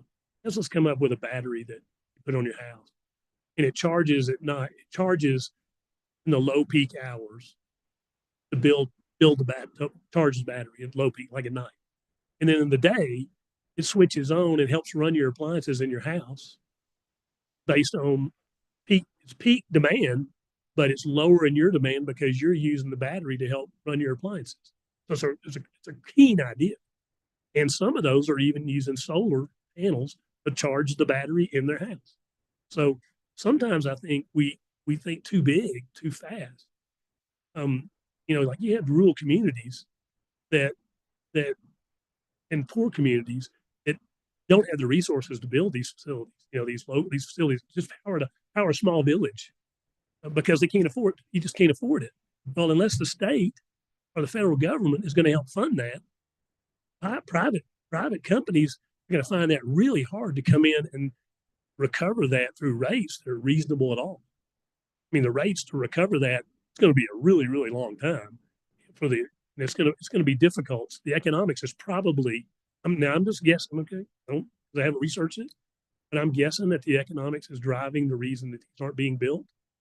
And so I think the PRC needs to be proactive in, you don't have to be proactive with the utility company, but you need to be proactive with people who supply that technology and who are the people who are actually going to do some of those things and figure out what's available, and then have that communicated to the communities and the people that in the community. So a lot of the tribal areas, they want to be self-sufficient too. You know, they need, but they don't make, a lot of times don't have the resources or the manpower to research that. And so, or the want to, because they're doing a lot of other things. So I think the PRC could play a role in that from an implementation standpoint. But I'd have to really understand the law itself and feel comfortable that there's some value you could add.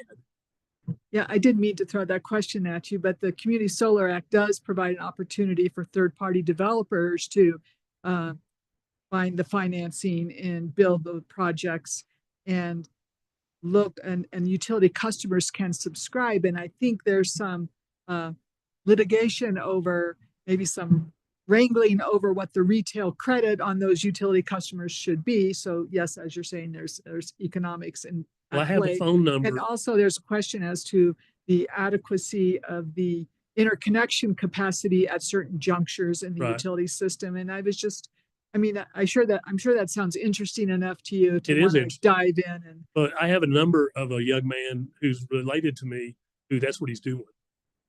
Is he's building small, because his territory is in New England of all places. Well, there's not much room for a big solar facility. It's on small tracks. So he's doing smaller scale solar facilities. So they already have expertise in that and know how to do that. So yeah, I'd love to get involved in that because this gives me more opportunity to talk to my son, number one. And number two, it's really fascinating for me. I think solar power is very fascinating. The problem with solar power is the interconnectivity. You know, it's how do you make sure that you connect that to the grid, and how do you modernize the grid for solar? That's all complicated. It's not the old technology that we use today, you know, from the big power plants. So it's all that's very fascinating to me, and I'd love to be involved in it. And I'd love to tell you I know all about it now, but I don't. I'd like to learn it. Thank you, Mr. Smith. I have a final question for you, just acknowledging where we are on the time, which is at the end of your 6-year term as commissioner, if you were to be selected by the governor to be a commissioner, what would you like to be known for? What would you like to be remembered for? Well, when's the governor's term end? No, I'm just kidding. That was a joke.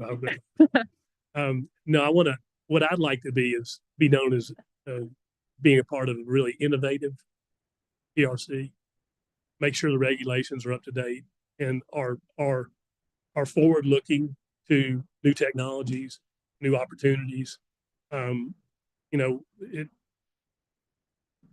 I really don't want to be someone who just sat 6 years in an office and everybody goes, oh yeah, that's that commissioner guy. I want to be someone who makes some kind of impact. Because I don't like being, I guess maybe it's my football background. I kind of like being on the field, playing the game. I don't like sitting on the sidelines. And so that's what I'd really like to be known for, is someone who was proactive, was, engaged, was engaging, and made a difference. You know, I want to see something positive happen. Something positive's got to happen to reach 2045, to reach 2030.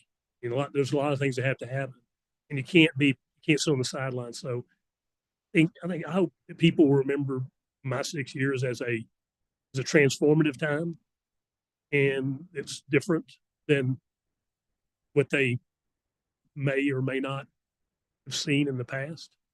So I hope that answers the question. It's part of my personality. I don't like I need lots of challenge, and I need lots of goals, and the legislature set the goals.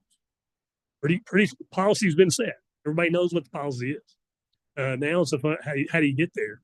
And that's kind of fun, because that's not been mapped out completely. So that's what the fun of the job would be. Thank you.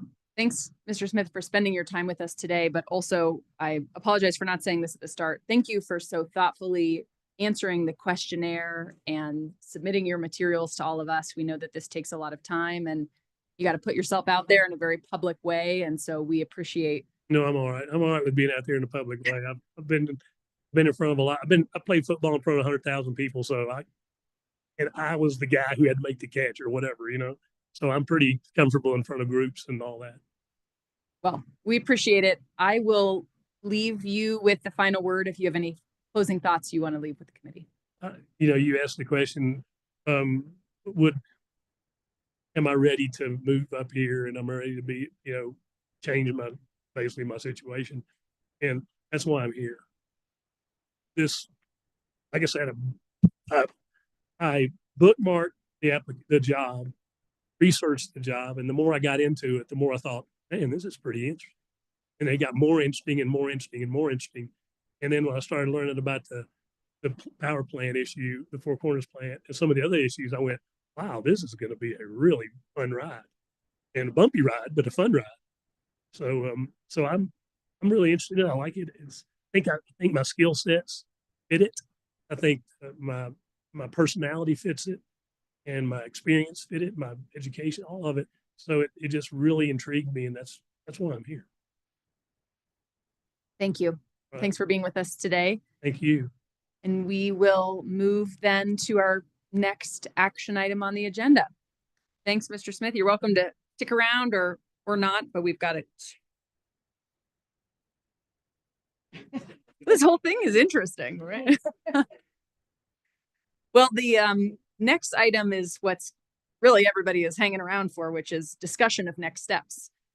Closing remarks, the real nail biter of the activity of the day. Yeah.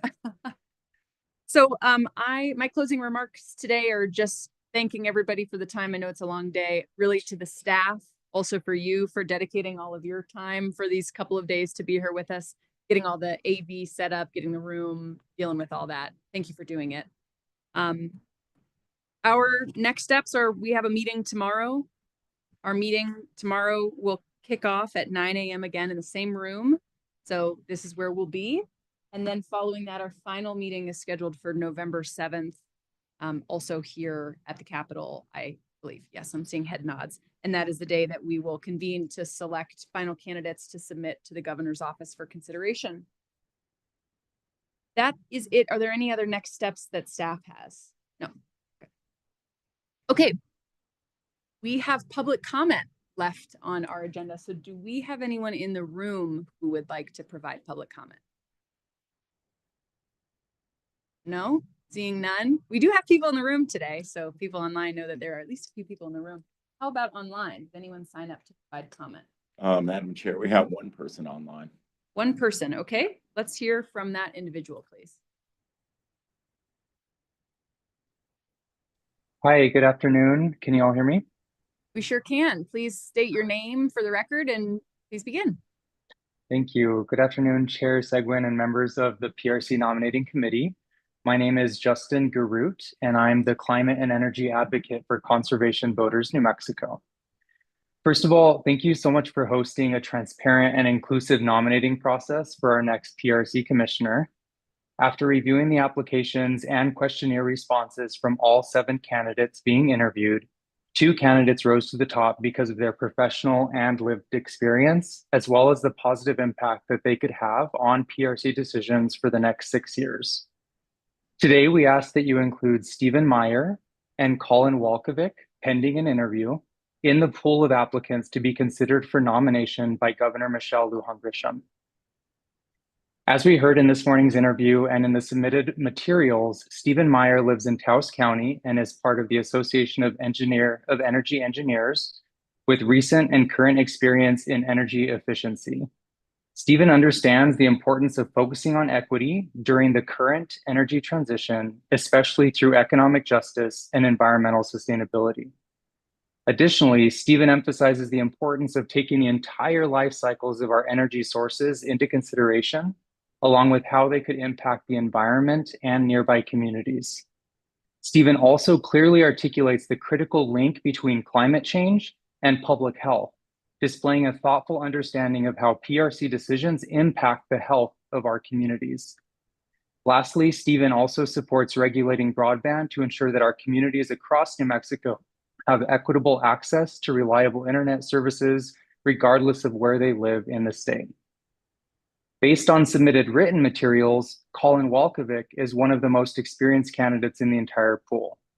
With a background in state and federal regulatory affairs, renewable portfolio standards, and ratepayer equity. Colin explicitly supports a just energy transition, ensuring that we don't leave any of our workers and communities behind as we currently transition to renewable energy. Additionally, Colin understands the importance of environmental justice, ensuring that our most impacted communities are treated fairly and meaningfully involved in regulatory processes. An important part of this is ensuring consultation with and the well-being of our 23 sovereign Native American tribes, nations, and pueblos. And finally, Colin displays a nuanced understanding of consequential PRC decisions over the past 20 years, noting multiple decisions and how they have impacted our state. We hope to learn more about Colin's experience in a rescheduled interview if possible. Thank you, Chair Seguin and members of the committee for your time and thoughtful consideration of our comments and these candidates. Once again, Conservation Voters New Mexico asks that you include Stephen Meyer and Colin Walkovic pending an interview in the pool of applicants to be considered for nomination by Governor Lujan Grisham. Thank you. Thank you for joining us and for your comments today. Anyone else, Patrick, that we have signed up online? Oh, that's it, Madam Chair. Okay.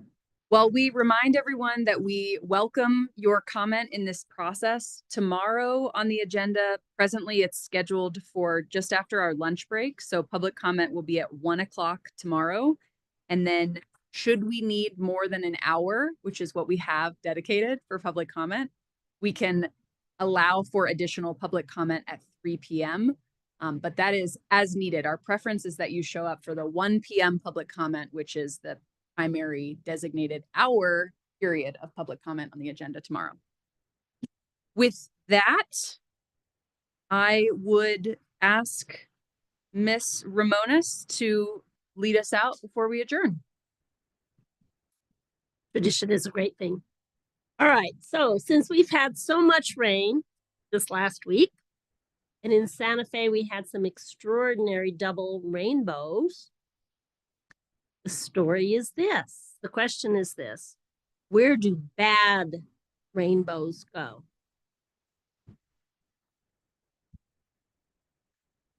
All right, I'll tell you. Bad rainbows go to Prism. It is a light sentence, and it gives them time to reflect. That's beautiful. Thank you very much. We need a motion. Nope, we don't need a motion to adjourn. We are adjourned. I'll see everybody back here tomorrow morning at 9 o'clock. Thank you.